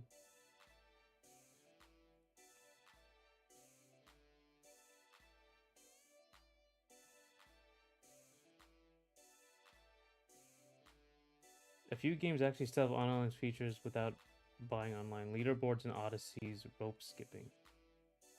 Oh yeah, oh that's right. I remember that one. Um, that's right. They have like a little board right next to it. I used my free trial to play Smash Online. Yeah, and yeah, you understand. You understand how terrible it was. My God,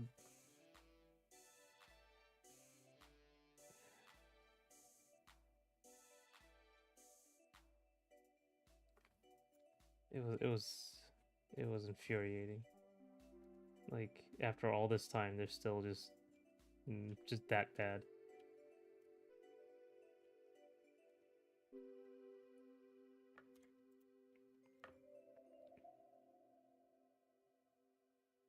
All right, so I think 5 hours 15 minutes. We have designed a character, and I roughed in the idol.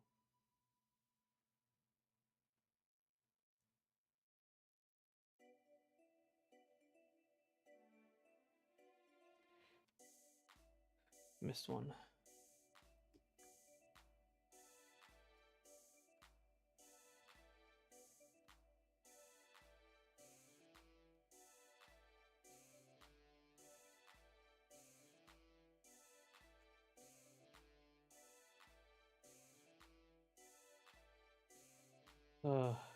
Okay.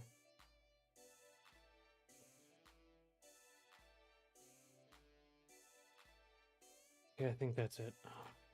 All right. Hang on.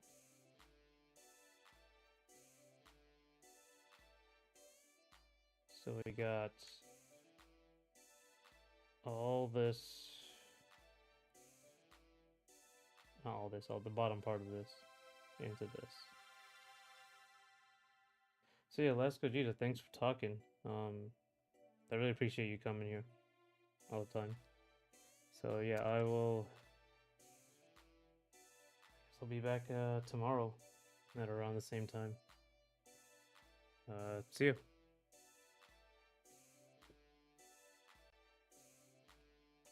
You had a Genesis, right? Did you play Virtua Fighter 2 on it? You bet I did. It's actually fun despite being a little like an arcade game. I did play Virtua Fighter 2, I remember that. Probably still have it around you somewhere. But yeah, bye. Thank you. You take it easy too.